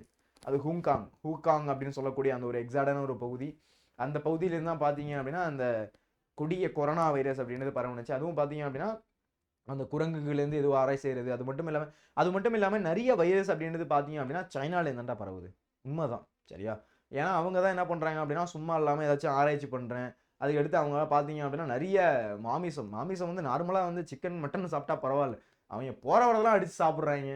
அதனால் அங்கே இருக்கக்கூடிய அந்த தொற்று நோய்கள் பார்த்தீங்க அப்படின்னா எல்லாருக்கும் ரொம்ப பரவ ஆரம்பிச்சிருது. அப்போது இந்த மாதிரி தான் அதனுடைய முன்னுரை அப்படின்றது ஸ்டார்ட் பண்ணுறோம். சமூக பொருளாதாரம் மற்றும் தனிப்பட்ட வாழ்வில் பெரும் தாக்கத்தை ஏற்படுத்தி இந்த வைரஸ் மனித குலத்துக்கு பல புதிய பாடங்களை கற்றுக் கொடுத்தது. இந்த மாதிரி மனுஷனுக்கு பல புதிய பாடங்களை கற்றுக் கொடுத்தது எது அப்படின்னா இந்த கொரோனா அப்படின்றத நீங்கள் ஃபஸ்ட்டு எழுதணும். சரிங்களா? இதுதான் முன்னுரையில் நம்ம பார்த்துருக்குது. அடுத்து கொரோனாவின் தோற்றம். கொரோனாவோட தோற்றம் எப்படி இருந்துச்சு, அதோடைய அறிகுறி எப்படி இருந்துச்சு. கொரோனா 19 அதாவது COVID-19 முதலில் 2019ஆம் ஆண்டு சீனாவின் ஹூஹான் நகரில் கண்டறியப்பட்டது. இவங்க சும்மா இருந்திருந்தா அந்த ஒரு 2 வருஷம் வேஸ்ட் ஆயிருக்காது. நானும் நல்லபடியா படிச்சிருந்திருக்கலாம். நானும் நல்லபடியா இன்னும் கொஞ்சம் வேற ஏதாச்சும் கொஞ்சம் ப்ரிப்பேர் பண்ணியிருக்கலாம். நம்ம எல்லாருக்குமே ஒரு லைஃப்ல வந்து ஒரு ஸ்ட்ரகிளா இருந்த டைம் எது அப்படின்னா உங்களுடைய அந்த ஒரு பகுதி, கொரோனா வந்த பகுதி. கரெக்டா? யாராலையும் எங்கேயும் வேலைக்கு போக முடியல. யாராலையும் வந்து எதுவுமே வந்து சாத்தியமே இல்லாத ஒரு கூறுபாடா இருந்துச்சு. சாப்பாட்டே வழி இல்லாம சுத்திக்கிட்டு இருந்தாங்க எல்லாரும். அந்த டைம்ல என்ன பண்ண முடியும்? அப்போ ஒரு ஹோலா ஒரு 2 இயர்ஸ் 1 1/2 இயர்ஸ் 2 இயர்ஸ் பார்த்தீங்க அப்படின்னா ஃபுல் அண்ட் ஃபுல் கொரோனால தான் எல்லாமே போயிட்டு இருந்துச்சு. COVID-19 முதலில் 2019 இந்த வருஷம் 2019ஆம் ஆண்டு சீனாவுடைய ஹூஹான் நகரில் கண்டறியப்படுது. இந்த வைரஸ் விலங்குகளிடமிருந்து மனிதர்களுக்கு பரவி இருக்கலாம் என்று நம்பப்படுகிறது. ஆக்சுவலாக அதை வந்து கன்ஃபார்மாக சொல்ல முடியல அப்படின்னு சொல்றாங்க. ஆனா பாக்கி எல்லா இடத்துலையும் பார்த்தீங்க அப்படின்னா அது வந்து விலங்குகளிடம் தான் பரவுனுச்சு அப்படின்னு ஆதாரம் சொல்லுது. ஏன்னா அவங்க வந்து நாங்க அப்படி பரவல அப்படின்னு தான் அவங்க என்ன பண்ணுவாங்க அப்படின்னா சொல்லுவாங்க. இல்ல நாங்க அப்படி பண்ணல அப்படின்னு தான் சொல்லுவாங்க. திருடன்ட்ட போய் கேட்டோம் அப்படின்னா நான் தான் பண்ணேன்னு ஒத்துக்குவோம். இப்ப நான் அவங்கள தப்புன்னு சொல்லல. ஆனா வந்து யாரும் அந்த தப்பை ஒத்துக்க மாட்டாங்கல்ல. நாங்க தான் வந்து பரப்பணும் அப்படின்னு சொல்ல மாட்டாங்கல்ல. ஆனா அங்க என்ன பரவுனுச்சு அப்படின்றது உண்மை. சரிங்களா? அப்ப இந்த வைரஸ் விலங்குகளில் தான் என்ன ஆனுச்சு அப்படின்னா மனிதர்களுக்கு பரவுனுச்சு அப்படின்றது தெரிய வருது. இந்த வைரஸ் மிக வேகமாக பரவும் தன்மை கொண்டது. இது பாத்தீங்க அப்படின்னா டக்குன்னு பரவிடும். ஜஸ்ட் அதுக்கு தான் என்ன சொல்லுவாங்க அப்படின்னா மாஸ்க் போட்டுக்கணும். கையை எங்கேயும் வச்சுட்டு மூக்குல, கண்ணுல, வாயில வச்சிடக்கூடாது. அடுத்த செகண்ட் பரவிடும். அதனால தான் என்ன பண்ணுவாங்க ஃபுல்லா சானிடைஸ் பண்ணிட்டே இருக்கணும். இப்போ கூட பாத்தீங்கன்னா பெங்களூர்ல மறுபடியும் கொரோனா வருது, கொரோனாவுடைய தாக்கம் ஸ்டார்ட் ஆகுது அப்படின்னு சொன்னோடனே ஆஃபீஸ்லாம் பார்த்தீங்க அப்படின்னா எல்லாருக்கும் மாஸ்க் கொடுக்க ஆரம்பிச்சிட்டாங்க. வெளில சானிடைசர் இருக்கு, அப்படியே ரெடி பண்ணிடுவாங்க. உள்ள வந்து நான் வெளில கையெழுத்து போட்டேன் அப்படின்னாலே ஒரு மாஸ்க் கொடுப்பாங்க. இந்தாப்பா தம்பி மாட்டிக்கிட்டு போ அப்படின்னு கொடுப்பாங்க. அப்போ அடுத்து நான் மாட்டிக்கிட்டு உள்ள வருவேன். அதுக்கடுத்து சானிடைஸ் பக்கத்துலேயே இருக்கும். அது காலையில் மிதிச்சோம் அப்படின்னா அப்புறம் மேலே அமுக்கணும் அப்படின்னா சானிடைஸ் வரும். போய் கை நீட்டணும்னா அந்த ஆட்டோமேட்டிக் சானிடைஸ் வரும். அதை வச்சு என்ன பண்ணணும் அப்படின்னா ஹேண்ட் வாஷ் பண்ணிட்டு தான் உள்ளே வரணும். அப்போ அந்த அளவுக்கு பார்த்தீங்க அப்படின்னா எல்லா இடத்துலையும் சானிடைஸ் பண்ண ஆரம்பிச்சிட்டாங்க. ஞாயிற்றுக்கிழமை ஃபுல்லாக ஆஃபீஸு ஃபுல்லாக சானிடைஸ் பண்ணுறாங்க. அப்போ இந்த மாதிரி பார்த்தீங்க அப்படின்னா சானிடைஸ் அப்படின்றது பண்ணிக்கிட்டு இருக்காங்க. ஒருவேளை நம்ம இப்போதைக்கு இந்த மாதிரி பெருநகரங்கள் இந்த மாதிரி கேசஸ் ஸ்டார்ட் ஆயிருக்கு அப்படின்னு சொல்றாங்க. இப்போ தற்போது என்ன சார் சொல்றீங்க? ஆமாடா. அப்போ தமிழ்நாட்டிலையும் இந்த மாதிரி இருக்குதுன்னு சொன்னா நீங்களும் கொஞ்சம் சேஃபா இருங்க. முடிஞ்ச அளவுக்கு மாஸ்க் போட்டு போங்க. இப்போ ஏன் சார் மாஸ்க் போடலன்னா கிளாஸ் இருக்கும்போது மாஸ்க் போட்டா அப்புறம் ஃபேஸே தெரியாது, அப்புறம் எப்படி இருக்கும், ஒரு மாதிரி இன்ட்ராக்டிவா இருக்காது. அதனால தான் போடல. சரிங்களா? இப்போ COVID-19 முதல்ல 2019 சீனாவில் இருக்கக்கூடிய ஹூஹான் நகர்ல கண்டறியப்படுது. இந்த நகர் ஊஹான் நகர்ல இந்த வைரஸ் விலங்குகளிலிருந்து மனிதர்களுக்கு பரவி இருக்கலாம் அப்படின்னு நம்பப்படுது. இந்த வைரஸ் வந்து விலங்குகள்கிட்டேருந்து மனிதர்களுக்கு பரவிருக்கலாம் அப்படின்றது நம்பப்படுதுல நம்புறது தான். சரிங்களா? இந்த வைரஸ் மிக வேகமாக பரவும் தன்மை கொண்டது. ஸ்பீடா பரவிடும். டக்கு டக்கு டக்கு டக்குன்னு என்ன பண்ணிடும் பரவிடும். ஜஸ்ட் நீங்க போயிட்டு அந்த ஒரு அனிமேஷன் கூட போட்டிருந்தாங்க. ஜஸ்ட் அப்படி வச்சுட்டு கொரோனா பாதிக்கப்பட்ட ஒருத்தர், இப்போ நான் வந்து சும்மா எக்ஸாம்பிள் சொல்றேன், கொரோனா பாதிக்கப்பட்டிருக்கு அப்படின்னா நம்ம வச்சுன்னு வச்சுக்கோங்க. இப்போ இன்னொருத்தவங்க வந்து இந்த நான் கை வச்ச இடத்துல அப்படி தெரியாம பட்டுட்டு சும்மா அப்படி மூக்கு துடைக்கிறாங்க, இல்லை வந்து சும்மா காதில் வைக்கிறாங்க, கண்ணில் வைக்கிறாங்கன்னு வச்சுக்கோங்க, உடனே பரவிடும். அதுதான் அந்த கொரோனா வைரஸோடைய அதோடைய ஸ்பீடா பரவக்கூடிய தன்மை. அப்போ இந்த வைரஸ் மிக வேகமாக பரவும் தன்மை கொண்டது. அப்போ COVID-19 முதலில் 2019ஆம் ஆண்டு சீனாவுடைய ஊகான் நகரில் கண்டறியப்படுது. இந்த வைரஸ் விலங்குகளிலிருந்து மனிதர்களுக்கு பரவி இருக்கலாம் அப்படின்னு நம்பப்படுது. இந்த வைரஸ் மிக வேகமாக பரவும் தன்மை கொண்டது அப்படின்றத எழுத போறீங்க. அறிகுறிகள். இந்த கொரோனா வரதுனால இருக்கக்கூடிய அறிகுறிகள் என்ன? இந்த கொரோனா வரதுனால இருக்கக்கூடிய அறிகுறிகள் என்ன பாருங்க. கொரோனா வைரஸ் தொற்றின் பொதுவான அறிகுறிகள். ஃபர்ஸ்ட் காய்ச்சல், ஜுரம் அடிக்கும். ஃபர்ஸ்ட் என்ன அடிக்கும்? ஜுரம் அடிக்கும். அதுக்கடுத்து இருமல் வரும். அதுக்கடுத்து இருமிக்கிட்டே இருக்கும். அதுக்கடுத்து பார்த்தீங்க அப்படின்னா உடம்பே சோர்வா இருக்கும். என்னடா அது எல்லா அறிகுறியும் எனக்கு அப்படியே கொஞ்சம் ஒத்து போற மாதிரி இருக்கு, இருமல் மட்டும் இல்லை, பயமா இருக்கு. சரி ஓகே. அடுத்து சுவாச பிரச்சனை. சுவாச பிரச்சனை பெருசா இல்லை. ரூம்ல இருந்தால் மட்டும் ஒரு மாதிரி ஃபீல் கரெக்டாக இல்லை. வாசனை மற்றும் சுவை இழப்பு, தொண்டை வலி, ஐயோ இருக்குதே, ஐயோ மூக்கு ஒழுகுதல், வயிற்றுப்போக்கு. ஓகே 2 3 ஒரு 4-5 விஷயம் இல்லை. ஓகே. அப்போ அந்த மாதிரி பார்த்தீங்க அப்படின்னா கொரோனா வைரஸ் தொற்றுடைய பொதுவான அறிகுறிகள் எனக்கு அப்படி தான் இருக்கு. இப்போ காய்ச்சல் அடிக்குது, லைட்டாக தான் காய்ச்சல் அடிக்குது, அந்தளவு அதிகமாக இல்லை. இருமல் இருக்குது, சோர்வாக இருக்குது, ரொம்ப டயர்டாக இருக்குது. சுவாச பிரச்சனை அந்த அளவுக்கு இல்லை. இந்த மாதிரி உனக்கு எக்ஸாம்பிள் எப்படி சொல்லிக்கிட்டு இருக்கேன் பத்தியா நான்? சரியா? ஓகே. அப்போ காய்ச்சல், இருமல், சோர்வு, சுவாச பிரச்சனை, வாசனை மற்றும் சுவை இழப்பு. மோந்து பார்க்க முடியாது. பூ இருக்கு அப்படின்னா ஒரு பூவை மோந்து பார்க்குறீங்க அப்படின்னா ஸ்மெல்லு தெரியாது. அதுக்கடுத்து சாப்பிட்டோம் அப்படின்னா டேஸ்ட் தெரியாது. அம்மா வைக்கிற குழம்பு கூட என்ன பண்ணுவோம், ஃபுல்லாக சாப்பிட்ருவோம். அதுக்கு முன்னாடி என்ன சொல்லுவோம், என்னம்மா புளிப்பே இல்லை உப்பே இல்லை அப்படின்னு சொல்லுவோம். ஆனால் சாப்பிட்ருவோம். அப்போ நமக்கு டேஸ்ட் தெரியாது. தொண்டை வலி, த்ரோட் பெயின், ஐயோ இருக்குது, மூக்கு ஒழுகுதல், வயிற்றுப்போக்கு, இந்த மாதிரி இருக்கக்கூடிய சில பிரச்சனைகள் இருக்குது அப்படின்னா அதுதான் கொரோனா வைரஸ் இருக்கிறதுக்கு அறிகுறிகள். இதுதான் கொரோனா வைரஸ் இருக்கிறதுக்கான அறிகுறிகள் அப்படின்னு சொல்றாங்க. அப்போ காய்ச்சல் இருக்கணும், அதுக்கடுத்து இருமல் இருக்கணும். சரி, என்ன சார் இருக்கணும்னு சொல்றீங்க? இப்படி இருந்தா அறிகுறிகள். சரிங்களா? சோர்வு, சுவாச பிரச்சனை, வாசனை மற்றும் சுவை இழப்பு, தொண்டை வலி, மூக்கு ஒழுகுதல், வயிற்றுப்போக்கு இதெல்லாம் இருந்துச்சு அப்படின்னா அதுதான் எதுக்கு வந்து முக்கிய காரணமா இருக்கக்கூடியது வைரஸ், அதாவது கொரோனா வைரஸ் தொற்றுடைய பொதுவான அறிகுறி அப்படின்றத இந்த இடத்துல சொல்றாங்க. சரிங்களா? ஓகே, அடுத்து பாருங்க. கடுமையான பாதிப்பு உள்ளவர்களுக்கு நிமோனியா, கடுமையான சுவாச கோளாறு, உறுப்பு செயலிழப்பு போன்ற மரணம் கூட ஏற்படலாம். இப்போதைய ரொம்ப ஒரு இக்கட்டான சூழ்நிலை என்ன அப்படின்னா மரணம் கூட டக்குன்னு ஏற்படும். ஏன்னா அந்த கொரோனா வைரஸ்னால. ஏன்னா வந்து அவங்களுக்கு ஆல்ரெடி வந்து ஏதோ ஒரு பாதிப்பு இருக்கு, கடுமையான பாதிப்பு இருக்கு. ஒருத்தவங்களுக்கு வந்து திடீர்னு ஏற்கனவே வந்து நிமோனியா இந்த மாதிரி சுவாச பிரச்சனை இருக்கு அப்படின்னா அவங்களுக்கு கொரோனா அஃபெக்ட் ஆகுது அப்படின்னா ஏற்கனவே அந்த இருக்கக்கூடிய உறுப்பு பாதிப்புல இருக்குது. அப்ப இந்த கொரோனா வைரஸ் உள்ள போணுச்சு அப்படின்னா அதுவும் பெரிய பாதிப்பை ஏற்படுத்திடும். அதுவும் பெரிய பாதிப்பு ஏற்படுத்தினா என்ன ஆகும்? அவ்வளவுதான், டோட்டலா ஆளே க்ளோஸ் ஆக வேண்டியதான். அப்ப இந்த மாதிரி மரணம் கூட ஏற்படலாம். பயப்படாதீங்க. அதே மாதிரி நம்ம நிறைய வந்து அதை பத்தி திங்க் பண்றதுனாலே நமக்கு வந்து அந்த அது யோசிச்சுட்டே இருப்போம். அதோடைய நமக்கு இருக்கக்கூடிய அந்த நோய் எதிர்ப்பு சக்தியும் கம்மியாகும். நமக்கு இந்த மாதிரி தான் கொடுத்துருக்காங்க, அதை வந்து தெரிஞ்சுப்போம். சரியா? அப்போ ஒரு அவேரா இருந்துக்கலாம் தெரிஞ்சா. சரிங்களா? அப்ப கடுமையான பாதிப்பு இருக்கவங்களுக்கு பாத்தீங்க அப்படின்னா நிமோனியா, கடுமையான சுவாச கோளாறு, உறுப்பு செயலிழப்பு மற்றும் மரணம் கூட ஏற்படலாம். உறுப்பு செயலிழப்பு கூட ஏற்படுமா? உறுப்பு கூட சில டைம் செயலிழந்துருமா? திடீர்னு வந்து ஃபங்க்ஷன் ஆகாம இருக்கலாம், லிவர் இந்த மாதிரி இருக்கக்கூடிய நிறைய பாசிபிலிட்டிஸ் அப்படின்றது இருக்குது. சரிங்களா? இப்போ கடுமையான பாதிப்பு உள்ளவங்களுக்கு பார்த்தீங்கன்னா நிமோனியா இருக்குது, கடுமையான சுவாச கோளாறு, உறுப்பு செயலிழப்பு போன்ற மரணம் கூட ஏற்படலாம். மரணம் ஏற்படுறதுக்கு கூட வாய்ப்பு இருக்கு அப்படின்றத சொல்றாங்க. அடுத்து, மனிதர்களை கொல்வது எப்படி? இந்த வைரஸ் இதெல்லாம் தான்டா கீ பாயிண்ட்ஸ். இதெல்லாம் வந்து உங்களுடைய கொஸ்டின்லேயே கொடுத்துருவாங்க. நீங்க ஜஸ்ட் ஐஃபோன் போட்டு எழுதுனீங்கன்னா போதும். சரிங்களா? வேற எதுவுமே இல்லை. ஜஸ்ட் ஐஃபோன் போட்டு எழுதுனா போதும். சரிங்களா? கடுமையான பாதிப்பு இருக்கவங்களுக்கு நிமோனியா, சுவாச கோளாறு, ARDS அதான் சொல்றாங்க, உறுப்பு செயலிழப்பு மற்றும் மரணம் கூட ஏற்படும். அந்த மாதிரி வந்து ஒரு சூழ்நிலை இருக்குது. கொரோனா டைம்ல பார்த்தீங்க அப்படின்னா நிறைய பேர் இறந்தாங்க, அப்படியே செத்து மடிஞ்சாங்க. அதுலேயும் பார்த்தீங்க அப்படின்னா அவங்களுடைய வீட்டுக்கு கூட அனுப்பல, அந்த மாதிரி ஒரு சூழ்நிலை இருந்துச்சு. ஏன்னா வீட்டுக்கு அனுப்பி அதன் மூலியமா பரவிடும் அப்படின்னு கூட என்ன பண்ணாங்க அப்படின்னா எலக்ட்ரிக் அந்த சுடுகாட்டில் போட்டு எரிச்சாங்க. இந்த மாதிரி ரொம்ப தாங்கவே முடியாத ஒரு சூழ்நிலை இருந்துச்சு. அதே சமயம் பார்த்தீங்க அப்படின்னா யாராலையும் அந்த அதாவது தன்னுடைய அது அந்த ஒரு நாம் அந்த கிளிப்லாம் பார்த்துருந்தோம் அப்படின்னா தெரியும். அவங்க அப்பாவுக்கு ஆக்சுவலாக வந்து கொரோனா அஃபெக்ட் ஆகிருக்கும். அவருடைய பொண்ணால் அவங்க அப்பா கிட்ட போக முடியாது. அந்த பொண்ணு அழுகும் அவங்க வீட்டில் உட்காந்து அப்பா வாப்பா வாப்பான்ட்டு. ஆனால் வந்து அந்த தாங்க முடியாது அவங்களால, அந்த ஒரு ஃபீலிங் அதுதான். அப்போ அந்த கொரோனா வந்ததுனால பார்த்தீங்க அப்படின்னா ஏகப்பட்ட பாதிப்பு. சார் ஏன் சார் இந்த மாதிரி இருக்குது அப்படின்னா இயற்கையுடைய சமநிலை தான்டா. இப்போ இயற்கையை நம்ம ஏதாச்சும் பண்ணோம் அப்படின்னா அதுக்கு இயற்கை வந்து தன்னை சமநிலைப்படுத்திக்கிறதுக்கு என்ன வேணா செய்யும். இப்போ எக்ஸாம்பிளுக்கு இப்போ மக்கள் தொகை அதிகமாயிடுச்சு, மக்கள் தொகை ரொம்ப அதிகம். இப்போ இயற்கை பார்க்குது, இதெல்லாம் உண்மைதான். இயற்கை பார்க்குது, இயற்கை பார்த்து என்ன பண்ணலாம் அப்படின்றது பார்த்து சமநிலை பண்ணணும் அப்படின்னா இந்த மாதிரி ஒரு வைரஸ் வந்துடும். அவ்வளோதான். அப்போ இயற்கை சமநிலை, இயற்கை தன்னைத்தானே என்ன பண்ணிக்கும் அப்படின்னா ஒரு சமநிலை பண்ணிக்கும். புரியுதுங்களா? அப்போ இதுதான் இந்த இடத்துல சொல்ல வராங்க. இயற்கை தன்னைத்தானே ஒரு சமநிலைப்படுத்திக்குது. அதனால தான் இந்த இருக்கக்கூடிய இந்த மாதிரி வந்து ஆட்டோமேட்டிக்காக நடக்கும். ஒரு ஸ்டேஜில் மக்கள் தொகை ரொம்ப அதிகமாகிடுச்சு அப்படின்னா அன்னைக்கு கண்டிப்பாக பார்த்தீங்க அப்படின்னா இந்த மாதிரி ஒரு வைரஸோ இந்த மாதிரி ஏதாச்சும் ஒரு பேரிடர் நடக்கிறதோ இந்த மாதிரி இருக்கும். அதனால தான் இயற்கை அப்படின்னு சொல்லுவாங்க, இயற்கையுடைய பாதிப்பு இதெல்லாம் அப்படின்னு சொல்லுவாங்க. அதை தாண்டி கொஞ்சம் நம்ம சேஃபாக இருக்கிறது பெட்டர் அப்படின்றத நம்ம தெரிஞ்சுக்கணும். வருமுன் காக்கணும். கொஞ்சம் இந்த மாதிரி கொஞ்சம் இருந்தோம் அப்படின்னா கொஞ்சம் சேஃப்டியாக இருந்துக்கலாம். சரிங்களா? சரி, ஓகே. மனிதர்களை கொல்லுவது எப்படி? அதில் வந்து விதிவிலக்கு யாரும் இல்லை. யார் வேணால் அதில் அஃபெக்ட் ஆகலாம், யார் வேணால் மாட்டலாம். யாரையும் வந்து நம்ம என்ன பண்ண முடியாது அப்படின்னா குறிப்பிட்டு சொல்ல முடியாது. நான் வந்து தப்பிச்சிருவேன், நான் மட்டும் இந்த இடத்துல வாழ்வேன் அப்படிலாம் சொல்ல முடியாது. கொரோனா வைரஸ் இல்லை இந்த மாதிரி எந்த விஷயம் வருது அப்படின்னா விதிவிலக்கில் என்ன இருக்கோ அதுதான் நடக்கும். சரிங்களா? அதன்படி நடக்கக்கூடியதான் நடக்கும் அப்படின்றது தெரிஞ்சுக்கணும். சரிங்களா? ஏன் இந்த இடத்துல உங்களுக்கு இந்த பாயிண்ட் சொல்கிறேன் அப்படின்னா கொரோனா வந்தப்போ பார்த்தீங்க அப்படின்னா நிறைய பேர் நல்லா வந்து சூப்பராக வந்து பார்த்தீங்க அப்படின்னா ஓடி ஆடி எக்ஸசைஸ் பண்ணவங்களாம் இறந்தாங்க. அந்த மாதிரி இருந்தக்கூடியவங்களாம் இறந்தாங்க. சின்னதாக அவங்களுக்கு ஏதோ ஒரு உறுப்பில் பிரச்சனை இருந்துச்சு, அந்த உறுப்பில் பிரச்சனை இருந்தவங்கலாம் பார்த்தீங்க அப்படின்னா இறந்தாங்க. இந்த மாதிரி ஏகப்பட்ட பிரச்சனை அப்படின்றது நடந்துச்சு. இப்போ மனிதர்களை கொல்லுவது எப்படி அப்படின்னு பாருங்க. சார்ஸ்கோ வைரஸ் முக்கியமாக சுவாச மண்டலத்தை தாக்குகிறது. ஃபர்ஸ்ட் அவன் என்ன பண்றான் அப்படின்றத அதை போய் அடிக்குது. சுவாசம். நம்ம முக்கியமா வந்து நம்ம வாழக்கூடியதே சுவாசம் தான். சுவாசம் இல்லாமல் நம்மளால உயிர் வாழ முடியுமா? முடியாது. அப்ப அந்த சுவாசம் இருக்கக்கூடிய அந்த சுவாசத்தை போய் ஃபர்ஸ்ட் அடிக்குது அந்த கொரோனா வைரஸ்.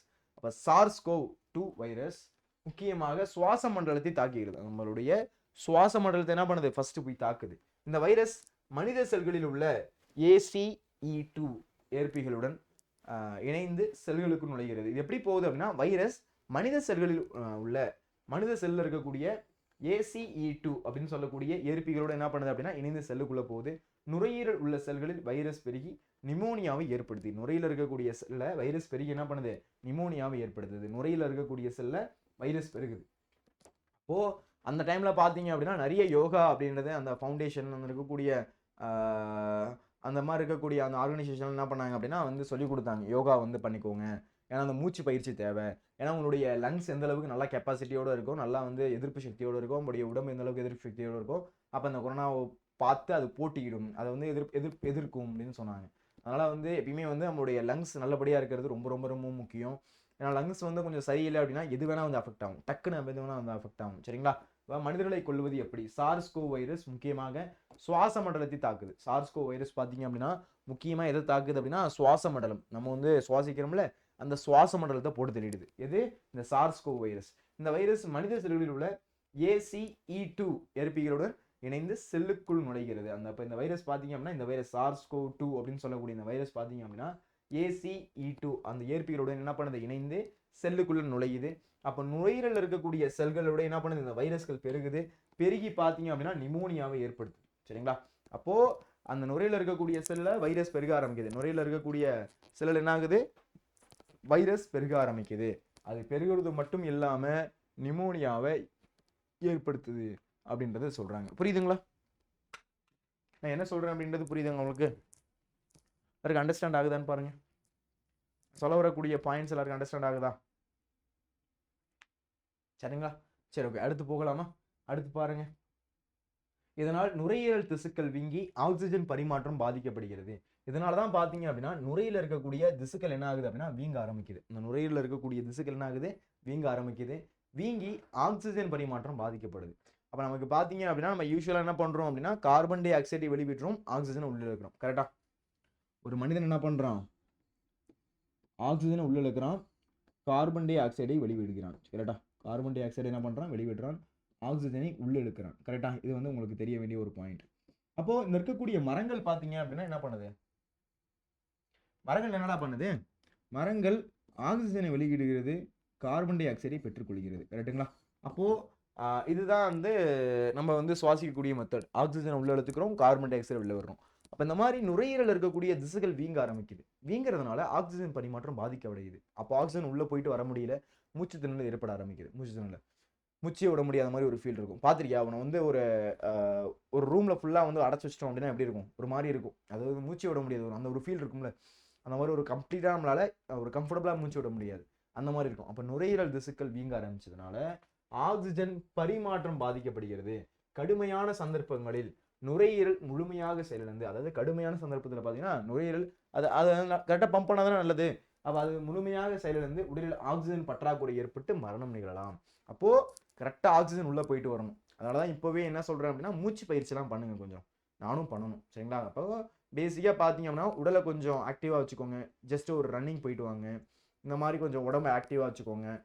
ஸ்கூல்லே இருக்கீங்க அப்படின்னா ஸ்கூலில் இருக்கீங்கன்னா ஒரு 1/2 hour ஏதாச்சும் ஒரு கேம், அட்லீஸ்ட் இந்த ஃபுட்பாலோ பேஸ்கெட் பாலோ ஏதோ ஒரு கேம் இல்லையா, ஸ்கூல் கிரவுண்டு ஒரு 2 ரவுண்டு சுற்றிட்டு வாங்க. அப்போ இந்த மாதிரி வந்து ஒரு ஓடிட்டு வாங்க. இதெல்லாம் தான் பார்த்தீங்க அப்படின்னா லங்ஸுக்கு கொஞ்சம் கொஞ்சம் பயிற்சி கொடுக்குற மாதிரி, ஓகே நானும் கொஞ்சம் வேலை செய்கிறேன் அப்படின்ற மாதிரி. அப்போ அந்த மாதிரி என்ன பண்ணணும், கொஞ்சம் பயிற்சி கொடுக்கணும். அதே மாதிரி பார்த்தீங்க அப்படின்னா முடிஞ்ச அளவுக்கு வீட்டிலேயே இருக்கீங்கன்னா ஒரு மூச்சு பயிற்சி ஏதாச்சும் கொஞ்சம் பண்ணலாம். மூச்சு பயிற்சி ஏதாச்சும் ட்ரை பண்ணலாம். இப்போ நுரையீரல் திசுக்கள் வீங்க ஆரம்பிக்குது, ஆக்சிஜன் பரிமாற்றம் பாதிக்கப்படுது, கடுமையான சந்தர்ப்பங்களில் நுரையீரல் முழுமையாக செயலிழக்குது, உடல்ல ஆக்சிஜன் பற்றாக்குறை ஏற்பட்டு மரணம் கூட நிகழலாம். உடல்ல ஆக்சிஜன் பற்றாக்குறை ஏற்பட்டு பார்த்தீங்க அப்படின்னா மரணம் கூட ஏற்பட வாய்ப்பு இருக்கு. என்ன ஏற்பட வாய்ப்பு இருக்கு, மரணம் கூட ஏற்படலாம் அந்த ஒரு சூழ்நிலையில. புரியுதுங்களா? அதுதான் அந்த இடத்துல சொல்றாங்க. எல்லாருக்கும் அண்டர்ஸ்டாண்ட் ஆகுதான்னு பாருங்க. புரியுதா என்ன சொல்றேன்ட்டு? ஓகே, கடைசியாக ஒரு என்ன பண்ணலாம்னா ரீகேப் மாதிரி பார்க்கலாம். சரிங்களா? சிலருக்கு இந்த வைரஸ் உடல் முழுவதும் உள்ள மற்ற உறுப்புகளையும் பாதிக்கிறது. இந்த வைரஸ் பார்த்தீங்க அப்படின்னா வெறுமனே லங்ஸை மட்டும் தான் பாதிக்குது அப்படின்னா இல்லை, இது எல்லாத்தையுமே பாதிக்குது. லங்ஸை மட்டும் பாதிக்காம இருக்கக்கூடிய எல்லா உறுப்புகளையுமே அஃபெக்ட் பண்ணுது அப்படின்னு சொல்றாங்க. அப்போ சிலருக்கு இந்த வைரஸ் உடல் முழுவதும் உள்ள மற்ற உறுப்புகளையும் பாதிக்கிறது. இப்போ எக்ஸாம்பிளுக்கு பார்த்தீங்கன்னா லிவரு, கிட்னி அப்படின்னு பார்த்தீங்க அப்படின்னா இருக்கக்கூடிய எல்லா உறுப்புகளையும் என்ன பண்ணுதான், போட்டுதல் தான். அப்போ அந்த மாதிரி ஒரு வேலையை எது செய்யுது அப்படின்னா இந்த கொரோனா வைரஸ் செய்யுது. அப்போ சிலருக்கு இந்த வைரஸ் உடல் முழுவதும் உள்ள மற்ற உறுப்புகளையும் பாதிக்கிறது. எடுத்துக்காட்டாக ரத்தம் உறைதல், மாரடைப்பு, ஹார்ட் அட்டாக்கு, பக்கவாதம் மற்றும் சிறுநீரக பாதிப்புகள் ஆகியவை ஏற்படலாம். அப்போ இந்த மாதிரி பார்த்தீங்க அப்படின்னா இந்த மாதிரி ஏகப்பட்ட பிரச்சனை அப்படின்றது ஏற்படலாம். இப்போ உறுப்புகளையும் பாதிக்குது. அப்போ சிலருக்கு இந்த வைரஸ் பார்த்தீங்கன்னா உடல் முழுவதும், உடைய உடம்பு முழுவதும் வந்து என்ன பண்ணுது, மற்ற உறுப்புகளையும் என்ன பண்ணுது அப்படின்னா பாதிக்குது. உடல் முழுவதும் உள்ள இருக்கக்கூடிய மற்ற உறுப்புகளையும் பாதிக்குது. எடுத்துக்காட்டா பார்த்தீங்கன்னா ரத்தம் உறையிறது. ரத்தம் வந்து இப்ப நம்ம கிழிச்சிட்டோம் அப்படின்னு வச்சுக்கோங்க. இப்ப எக்ஸாம்பிள் கைய நம்ம கிழிச்சுக்கிட்டோம் அப்படின்னா, ஒரு கொஞ்சம் ரத்தம் வரும். அதுக்கப்புறம் என்ன ஆயிடும்? ஆட்டோமேட்டிக்கா அது ஸ்டாப் ஆயிரும். கரெக்ட்டா? ஆட்டோமேட்டிக்கா என்ன ஆயிரும்? அது ஸ்டாப் ஆயிரும். ஆனா அந்த மாரி இல்லாம ரத்தம் வந்துகிட்டே இருக்கும். வந்துட்டே இருந்தா என்ன ஆயிரும்? உடம்புல இருக்க பிளட் எல்லாம் வெளில வந்துச்சுன்னா என்னடா ஆகும்? அவ்வளவுதான். ரத்த பற்றாக்குறையாகி போக வேண்டியதுதான். அப்ப இந்த மாரி ரத்தம் உறைதல், ரத்தம் உறையாம சில டைம். அப்போ அந்த மாரி வந்து ரத்தம் கரெக்ட்டா என்ன பண்ணணும்? அது கரெக்ட்டா உறைய ஆரம்பிக்கணும். இல்லன்னா மொத்தமா உறைஞ்சு போயிடுது. ரத்தமே உள்ளேயே கட்டு ஆயிடுச்சுன்னா என்ன ஆகும்? பிளட் ஃப்ளோ ஆகணும். சரியா? அந்த மாரியும் போயிறக்கூடாது. இப்ப கரெக்ட்டா எல்லாமே ப்ராப்பரா இருக்கணும். அதுக்கடுத்து மாரடைப்பு, ஹார்ட் அட்டாக் கூட ஏற்படும். இந்த சில உறுப்புகள் பாதிப்படையுது. இந்த கொரோனா வைரஸ் உள்ள போறதுனால பார்த்தீங்க அப்படின்னா, இந்த மாரி ஹார்ட் அட்டாக் கூட சம்டைம்ஸ் ஏற்படுது. சில டைம் பார்த்தீங்க அப்படின்னா, பக்கவாதம் ஏற்படுது. சிறுநீரக பாதிப்புகள் இந்த மாரி வேற எது வேணா என்ன ஆகும்? டக்குனு வந்துரும். அதனால கொஞ்சம் நம்ம பார்த்து தான் இருக்கணும். சரிங்களா? வைரஸ் உடலின் நோய் எதிர்ப்பு மண்டலத்தை தூண்டி அதிகப்படியான அலர்ச்சியை ஏற்படுத்துகிறது. அப்போ வைரஸ் பார்த்தீங்கன்னா, உடல்ல இருக்கக்கூடிய நோய் எதிர்ப்பு மண்டலத்த தூண்டுது. இந்த நோய் எதிர்ப்பு மண்டலத்த தூண்டி என்ன பண்ணுது? அதிகப்படியான அலர்ச்சியை ஏற்படுத்துகிறது. இது சைட்டோகைன் புயல் என்று அழைக்கப்படுகிறது. தமிழ்ல என்ன சொல்றாங்க அப்படின்னா, சைட்டோகைன் ஸ்டோர்ம் அப்படின்னு சொல்றாங்க. அது சைட்டோகைன் புயல் அப்படின்னு சொல்றாங்க. இந்த உறுப்புகளுக்கு கடுமையான சேதத்தை விளைவித்து உயிருக்கே ஆபத்தை ஏற்படுத்தும். இந்த இருக்கக்கூடிய அந்த சைட்டோகைன் புயல் அப்படின்றது உயிருக்கு ஆபத்தை ஏற்படுத்தும் அப்படின்னு சொல்றாங்க. பார்க்கவே பயமா இருக்குல்ல இந்த கொரோனா பத்தி படிக்கும்போது. இவங்க சம்மந்தமா வந்து அந்த கேள்விய கேட்டதே ஒரு மாரி தான் இருக்கு. சரிங்களா? அப்ப இந்த மாரி இருக்கக்கூடிய கேள்விகள் பார்த்தீங்க அப்படின்னா, நம்ம கொஞ்சம் அன்றாட சூழ்நிலைய வச்சு எழுதணும். கொஞ்சம் கொஞ்சம் கீ பாயிண்ட்ஸ் போட்டு எழுதணும். இது வந்து நம்ம பேசிக்கா படிச்சிருப்போம். அந்த மாரி இருக்கக்கூடிய கீ பாயிண்ட்ஸ் போட்டு எழுதணும். கொஞ்சம் ஈஸியா என்ன பண்ண முடியும் அப்படின்னா, உங்களால எழுத முடியும். சார், இத வந்து நான் வந்து ஃபுல்லா கதை அடிச்சிடவா சார்? சும்மா நெறைய பேர் இறந்தாங்க, நெறைய பேர் நான் வந்து கஷ்டப்பட்டோம் அப்படின்னு எழுதிறாதீங்க. இது வந்து கீ பாயிண்ட்ஸ் எதிர்பார்ப்பாங்க. சரிங்களா? ஒரு கீ பாயிண்ட்ஸ் எதிர்பார்க்கிறப்போ, கொஞ்சம் இந்த மாரி கொஞ்சம் எழுதுனீங்க அப்படின்னா கரெக்ட்டா இருக்கும். ஓகேங்களா? ஓகே. அப்போ வைரஸ் உடலின் நோய் எதிர்ப்பு மண்டலத்தை தூண்டி அதிகப்படியான அலர்ச்சியை ஏற்படுத்துகிறது. அதிகப்படியான என்ன பண்ணுது? அலர்ச்சியை ஏற்படுத்துது. இது சைட்டோகைன் புயல் என்று அழைக்கப்படுகிறது. என்ன சொல்றாங்க? சைட்டோகைன் புயல் அப்படின்னு சொல்றாங்க. இது உறுப்புகளுக்கு கடுமையான சேதத்தை விளைவிக்குது. இது வந்து என்ன பண்ணுது? அங்க இருக்கக்கூடிய உறுப்புகளுக்கு கடுமையான சேதம். அத வந்து என்ன பண்ணுதான்? ஏற்படுத்தி தருது. இது சம்டைம்ஸ் பார்த்தீங்க அப்படின்னா, உயிருக்கு ஆபத்த கூட ஏற்படுத்திரும். சம்டைம்ஸ் பார்த்தீங்க அப்படின்னா, உயிருக்கு ஆபத்தை கூட ஏற்படுத்திரும் அப்படின்றத சொல்றாங்க. உயிருக்கு ஆபத்த கூட ஏற்படுத்திரும் அப்படின்றத சொல்றாங்க. புரியுதுங்களா? நான் சொல்ல வரக்கூடிய பாயிண்ட்ஸ் எல்லாருக்கும் புரியுதா? அப்போ சில டைம் பார்த்தீங்கன்னா, உறுப்ப பாதிக்குது. எடுத்துக்காட்டா பார்த்தீங்கன்னா, ரத்தம் உறையுது அல்லது அதுக்கடுத்து மாரடைப்பு ஏற்படுது, பக்கவாதம் ஏற்படுது மற்றும் சிறுநீரக பாதிப்பு ஆகியவை ஏற்படுது. வைரஸ் உடல்ல இருக்கக்கூடிய நோய் எதிர்ப்பு மண்டலத்த தூண்டுது. வைரஸ் என்ன பண்ணுது? உடல்ல இருக்கக்கூடிய நோய் எதிர்ப்பு மண்டலத்த தூண்டுது. தூண்டி அது மட்டும் இல்லாம என்ன பண்ணுது அப்படின்னா, அதிகப்படியான அலர்ச்சியை ஏற்படுத்துது. அதிகப்படியான அலர்ச்சியை ஏற்படுத்துது. இது சைட்டோகைன் புயல் என்று அழைக்கப்படுது. இதுக்கு என்ன சொல்றாங்க? சைட்டோகைன் புயல் அப்படின்னு சொல்றாங்க. இது உறுப்புகளுக்கு கடுமையான சேதத்தை விளைவித்து உயிருக்கே ஆபத்தை ஏற்படுது. இது உறுப்புகளுக்கு கடுமையான சேதத்தை ஏற்படுத்துது. உறுப்புகளுக்கு என்ன பண்ணுதான்? கடுமையான சேதத்தை ஏற்படுத்துது. அது சம்டைம்ஸ் பார்த்தீங்கன்னா, உயிருக்கு ஆபத்தையே கொண்டு வந்து விட்டுருது. உயிருக்கு ஆபத்தையே கொண்டு வந்து விட்டுருது அப்படின்னு சொல்றாங்க. புரியுதுங்களா? ஓகே. அடுத்து பாருங்க பாதிப்புகள். கோவிட்-19 பெருந்தொற்று உலகம் முழுவதும் பலதரப்பட்ட பாதிப்புகளை ஏற்படுத்தியது. உண்மதான். உலகம் ஃபுல்லா. வெறுமனே வந்து உடல் ரீதியான அந்த ஒரு பாதிப்பு மட்டும் ஏற்படுத்துனுச்சா அப்படின்னா, அது மட்டும் கிடையாது. சொல்லப்போனா வந்து எல்லாருடைய வாழ்வாதாரமும் பாதிக்கப்பட்டுச்சு. வேலை இல்ல யாருக்கும். அதுக்கடுத்து எல்லா ஒர்க் பண்ணவங்களுக்கும் பார்த்தீங்க அப்படின்னா வீட்டுக்கு அனுப்பிட்டாங்க. அவங்களுக்கு சாப்பாடு இல்ல. அவங்களுடைய ஃபேமிலி கஷ்டப்பட்டுச்சு. இந்த மாரி ஏகப்பட்ட விஷயம் நடந்துட்டே இருந்துச்சு. அப்போ கோவிட்-19 பெருந்தொற்று உலகம் முழுவதும், இந்த உலகம் ஃபுல்லா பார்த்தீங்க அப்படின்னா பலதரப்பட்ட பாதிப்பு. ஏதேதோ பாதிப்பு ஏற்படுத்திட்டே இருந்துச்சு. சரிங்களா? அதுக்கடுத்து சுகாதார பாதிப்புகள். மருத்துவமனைகள் நிரம்பி வழிந்தன. பார்த்தீங்கன்னா, ஃபுல்லா எல்லா இடமும் பார்த்தீங்க அப்படின்னா, ஃபுல் அண்ட் ஃபுல் பார்த்தீங்கன்னா, ஃபுல் ஆயிடுச்சு. மனைகள். ஹாஸ்பிட்டல் ஃபுல்லா வந்து பார்த்தீங்கன்னா, வார்ட்ஸ் பத்தல. வந்துட்டே இருக்காங்க. ஆளுங்க வந்துட்டே இருக்காங்க. அந்த 7ஆம் அறிவு படம் பார்த்திருப்பீங்கல்ல. அங்க அந்த ஸ்ருதிஹாசன் சொல்லுவாங்கல்ல, "நெறைய பேர் இருக்காங்க. உங்களுக்கு இந்த ஹாஸ்பிட்டல் பத்தாது." அப்படின்னு சொல்லுவாங்கல்ல. அந்த மாரி பார்த்தீங்க அப்படின்னா, வந்துகிட்டே இருந்தாங்க ஹாஸ்பிட்டலுக்கு. அதுலயும் பார்த்தீங்க அப்படின்னா, நெறைய பேர் செத்து மடிஞ்சுட்டே இருந்தாங்க. அவங்கள பார்த்தீங்க அப்படின்னா, பேக் பண்ணி அனுப்பிட்டே இருந்தாங்க. அந்த மாரி ஒரு கொடூரம் அப்படின்றது எதுல நடந்துச்சு அப்படின்னா, இந்த கொரோனா நடந்துச்சு. எனக்கெல்லாம் பயம். ரொம்ப பயம். வீட்ட விட்டே நான் வெளில போல. பக்கத்துல ஒரு தெரு தள்ளி தான் என் ஃப்ரெண்டு வீடு. அவன் வீட்டுக்கு கூட நான் போல. பயந்துட்டு வீட்லயே இருந்தேன். எங்கேயுமே போகாம. ஆனா, நான் அப்ப இருந்தது கிராமம். ஆனா, இன்னும் சில பசங்கலாம் பார்த்தீங்கன்னா, அட்டூழியம் பண்ணிட்டு இருந்தாங்க. அந்த சாப்பாடு சமைக்கிறதுன்னு போயிட்டு தனியா சமைக்கிறது, அந்த மாரிலாம் ரெடி பண்ணாய்ங்க.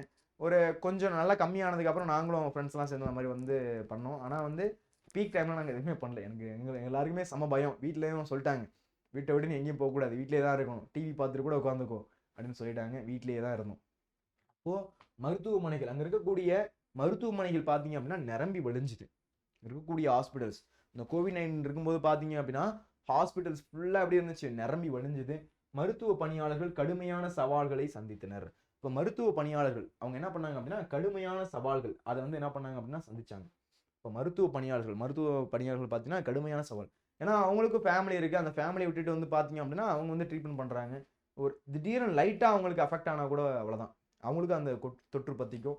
அவங்க போட்டிருக்கக்கூடிய ட்ரெஸ் பார்த்தீங்க அப்படின்னா அந்த மாஸ்க் வந்து இப்படி அமுக்கி இருக்கும் ஃபுல்லா.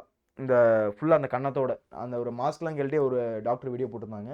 அப்படியே இந்த இடம் பார்த்தீங்க அப்படின்னா அமுங்கி இருக்கும். அந்த அளவுக்கு பார்த்தீங்கன்னா அந்த மாஸ்க் வந்து டைட்டா இருக்கும். ஏன்னா அப்படியாச்சும் உள்ள போயிடக்கூடாது அப்படின்றதுக்காக. அதுவும் இல்லாமல் இந்த கொரோனா ட்ரெஸ் பார்த்தேன் அப்படின்னா அப்படியே ஃபுல்லா இருக்கும். அப்படியே உள்ள வந்து வெந்துரும் அந்த மாதிரி இருக்கும் அந்த கொரோனா ட்ரெஸ். அதை போட்டுட்டு தான் என்ன பண்ணுவாங்க அப்படின்னா ஃபுல் அண்ட் ஃபுல் போய் ட்ரீட்மெண்ட் பண்ணிட்டு இருந்தாங்க அங்கே இருக்கக்கூடிய பேஷண்ட்ஸ்க்கு. உண்மையிலேயே டாக்டர்ஸ்க்கெல்லாம் வந்து ஒரு பெரிய நன்றி தான் தெரிவிக்கணும் அந்த டைமில். ஏன்னா ரொம்ப பெரிய விஷயம் அது. சரிங்களா, ஈஸியே கிடையாது. இப்போ உங்களை போயிட்டு ஒரு கொரோனா பேஷண்ட் இருக்க இடத்துல போகணும்னு சொன்னால் நம்ம எப்படி இருக்கும்? போகவே மாட்டோம், பயந்துருவோம். ஆனால் டாக்டர் அவங்கள தான் போய் ட்ரீட்மெண்ட் பண்ணுறாங்க. தொட்டு அந்த மாஸ்க் இது போட்டிருக்காங்க, ஹேண்ட் க்ளவுஸ்லாம் போட்டிருக்காங்க. போட்டாலும் என்ன பயமாக இருக்குமா இருக்காதா? தொட்டு ட்ரீட்மெண்ட் பண்ணுறாங்க. அவங்களுக்கு அஃபெக்ட் ஆனால் கூட ஒன்றும் பண்ண முடியாது. சரிங்களா, அப்போ அந்த மாதிரி உயிரை பணயம் வைத்து என்ன பண்ணாங்க அப்படின்னா பல டாக்டர்ஸ் ஒர்க் பண்ணாங்க. சில பேர்லாம் நைட் ஷிஃப்ட்டு காலையில் வந்தாங்க பார்த்தீங்க அப்படின்னா நைட் ஷிஃப்ட்லையும் ஒர்க் பண்ணுறாங்க. மறுபடியும் காலையில் ஷிஃப்ட்லாம் ஒர்க் பண்ணாங்க. அந்த மாதிரிலாம் வந்து கொடூரமாக இருந்துச்சு அப்போது கொரோனா பீக் டைமில். ஏன்னா பேஷண்ட்ஸ் வந்துக்கிட்டே இருந்தாங்க. இப்போ மருத்துவமனைகள் பார்த்தீங்க அப்படின்னா நிரம்பி வழிய ஆரம்பிச்சிருச்சு. மருத்துவ பணியாளர்கள் கடுமையான சவால்களை சந்தித்தனர். இப்போ மருத்துவ பணியாளர்கள் பார்த்தீங்கன்னா கடுமையான சவாலை யார் சந்தித்தது அப்படின்னா மருத்துவ பணியாளர்கள். தடுப்பூசி கண்டுபிடிப்பு மற்றும் பயன்பாடு மருத்துவ உலகின் ஒரு மிகப்பெரிய சாதனையாகும். தடுப்பூசி கண்டுபிடிக்கிறது பார்த்தீங்க அப்படின்னா மருத்துவ உலகுக்கு ஒரு மிகப்பெரிய ஒரு சவாலாக இருந்துச்சு. அந்த டைமில் பார்த்தீங்க அப்படின்னா ஃபேக் நியூஸும் நிறைய பரவ ஆரம்பிச்சது. இந்த மாதிரி நாங்கள் இது கண்டுபிடிச்சிட்டோம், இந்த மாதிரி நாங்கள் வந்து கண்டுபிடிச்சிட்டோம் இந்த மாதிரி தடுப்பூசி அப்படின்னு நிறைய இடத்துல வந்து நிறைய பரவணுச்சு. ஆனால் வந்து கடைசியில் தான் பார்த்தீங்க அப்படின்னா கோவேக்சின் கோவிஷீல்டு அப்படின்றது கடைசியாக தான் விட்டாங்க. அந்த கொரோனா வந்து அந்த ஒரு முடிய போகிறதுக்கு முன்னாடி அந்த பீக்லேருந்து கம்மியான டைம் அப்போ தான் பார்த்தீங்க அப்படின்னா அந்த தடுப்பூசி தடுக்கும், அவ்வளோதான். அது வந்து க்யூரா அப்படின்னா கிடையாது. அந்த ஊசி போட்டுக்கிட்டா கொரோனா வந்து ஃபுல்லாக க்யூர் ஆகிடுமா அப்படின்னா கிடையாது. தடுப்பூசி தடுத்துக்கும், அவ்வளோதான். நம்ம வராமல் பாதுகாத்துக்கும். ஆல்ரெடி வந்தவங்க கூட அஃபெக்ட் ஆகிருப்பாங்க. சரிங்களா, இப்போ மருத்துவமனைகள் பார்த்தீங்க அப்படின்னா நிரம்பி விளைஞ்சிருந்துச்சு. இங்கே வந்து பார்த்தீங்கன்னா ஹாஸ்பிட்டல்ஸ் ஃபுல்லாக என்ன இருந்துச்சு, ஃபுல் அண்ட் ஃபுல் வந்து ஃபுல்லாக இருந்துச்சு. மருத்துவ பணியாளர்கள் கடுமையான சவால்களை சந்தித்தாங்க. மருத்துவ பணியாளர்கள் பார்த்தீங்க அப்படின்னா கடுமையான சவாலை செஞ்சாங்க. அவங்களால வந்து என்ன பண்ணுறதுனே தெரில. ஃபுல்லாக வந்து டாக்டர்ஸ் வந்து பத்தாமும் இருந்தாங்க. அதுக்கடுத்து இப்போ தான் செகண்ட் இயர்ஸ் தேர்ட் இயர்ஸ் வந்து படிச்சுட்டு இருப்பாங்களா அவங்களெல்லாம் அழைச்சிட்டு வந்தாங்க ட்ரைனி அப்படின்னு போட்டு அவங்களையும் ஒர்க் பண்ண வச்சாங்க அப்போவே. அப்போ அந்த மாதிரிலாம் நடந்துச்சு. தடுப்பூசி கண்டுபிடிப்பு மற்றும் பயன்பாடு மருத்துவ உலகிற்கு ஒரு மிகப்பெரிய சாதனையாக இருந்துச்சு. பொருளாதார பாதிப்புகள், ஊரடங்கு ஃபுல்லாக பார்த்தீங்க அப்படின்னா 144 போட்டாங்க, ஊரடங்கு போட்டாங்க. யாரும் வீட்டை விட்டு விளையாடக்கூடாது அப்படின்ட்டாங்க. அப்போது யாரும் வீட்டை விட்டு விளையாடக்கூடாது அப்படின்னா அந்த வீட்டிலேருந்து யாரும் வேலைக்கு போயிருக்க மாட்டாங்க. வேலைக்கு போகல அப்படின்னா என்ன ஆயிருக்கும்? எப்படி காசு வரும், எப்படி சம்பாதிக்க முடியும், எப்படி வந்து அந்த மாதத்தை ஓட்டுறது? ரொம்ப பெரிய ஒரு சவாலாக இருந்துச்சு. ஊரடங்கு இருந்துச்சு. பயண கட்டுப்பாடு, ஒரு இடத்துலேருந்து இன்னொரு இடத்துக்கு போகிறதுக்கு வந்து ரொம்ப பயண கட்டுப்பாடு. அப்போல்லாம் பார்த்தீங்க அப்படின்னா நம்ம அந்த தமிழ்நாடு அந்த போலீஸ்கிட்ட போய் என்ன பண்ணணும் அப்படின்னா அந்த ஒரு வெப்சைட்டில் போயிட்டு நம்ம பாஸ் வாங்கணும். பாஸ் அப்படின்னா நான் இந்த இடத்துலேருந்து இந்த இடத்துக்கு போகிறேன், இன்றைக்கி போகிறேன் அப்படின்னு என்ன பண்ணணும் அப்படின்னா பாஸ் வாங்கணும். அந்த பாஸ் வாங்கிட்டு தான் என்ன பண்ணணும் அப்படின்னா நம்ம போகணும். நம்ம பாஸ் எடுக்காமல் போனோம் அப்படின்னா நம்மள்ட்ட கேட்பாங்க எங்கே போகிறீங்க, எதுக்கு பாஸ் எடுக்காமல் போகிறீங்க அப்படின்னு நம்ம என்ன ஃபைன் போட்டுருவாங்க. இப்போ ஊரடங்கு நடந்துச்சு, பயண கட்டுப்பாடு இருந்துச்சு. காரணமாக பல தொழில்கள் முடங்கின, நிறைய பிஸ்னஸ் அப்படின்றது அடி வாங்கிடுச்சு. அந்த டைமில் தான் நிறைய பேர் என்ன பண்ணாங்கன்னா பிஸ்னஸ் பண்ணுறலாம் அப்படின்னு ஸ்டார்ட் பண்ணாங்க. கொரோனா வந்து மொத்தத்தையும் முடிச்சு விட்டு போயிடுச்சு. நிறைய பேர் அப்போ தான் இதெல்லாம் படிக்கலாம் அப்படின்னு இறங்கினாங்க. ஃபுல்லாக ஆன்லைனில் மாற்றி அவங்க ஃபுல்லாக அவங்களுடைய எஜுகேஷனே அப்படியே மாற்றிருச்சு. இப்போது பல தொழில்கள் முடங்க ஆரம்பிச்சிருச்சு. வேலை இழப்புகள் அதிகரித்தன. அதுக்கடுத்து பார்த்தீங்கன்னா நிறைய பேருக்கு ஜாப் போயிடுச்சு. அவனுக்கு ரெவன்யூ வந்தால் தானே சேலரி கொடுக்க முடியும். இப்போ ஒரு கம்பெனி இருக்குடா, அந்த கம்பெனிக்கு ரெவன்யூ வந்தால் தானே சேலரி கொடுக்க முடியும். அவங்க ஃபுல்லாக டோட்டலாக ஷடவுன் பண்ணிட்டாங்க. எதுவும் வந்து அங்கே உற்பத்தியே நடக்கலை. அப்புறம் எப்படி வந்து இவங்க வேலை செஞ்சால் தான் இவங்களுக்கு காசு, இவங்க வேலை செஞ்சு கொடுக்கக்கூடிய பொருட்களை விற்றாதான் முதலாளிக்கும் காசு, முதலாளிக்கு காசு வந்தால் தான் இவன் கொடுப்பான். இந்த மாதிரி என்னப்பா நீ வேலை பார்த்தது காசு. அப்போ அந்த மாதிரி இருக்கும்போது வேலை இழப்பு அப்படின்றது அதிகரிச்சு. ஜாப் நிறைய பேருக்கு போணுச்சு.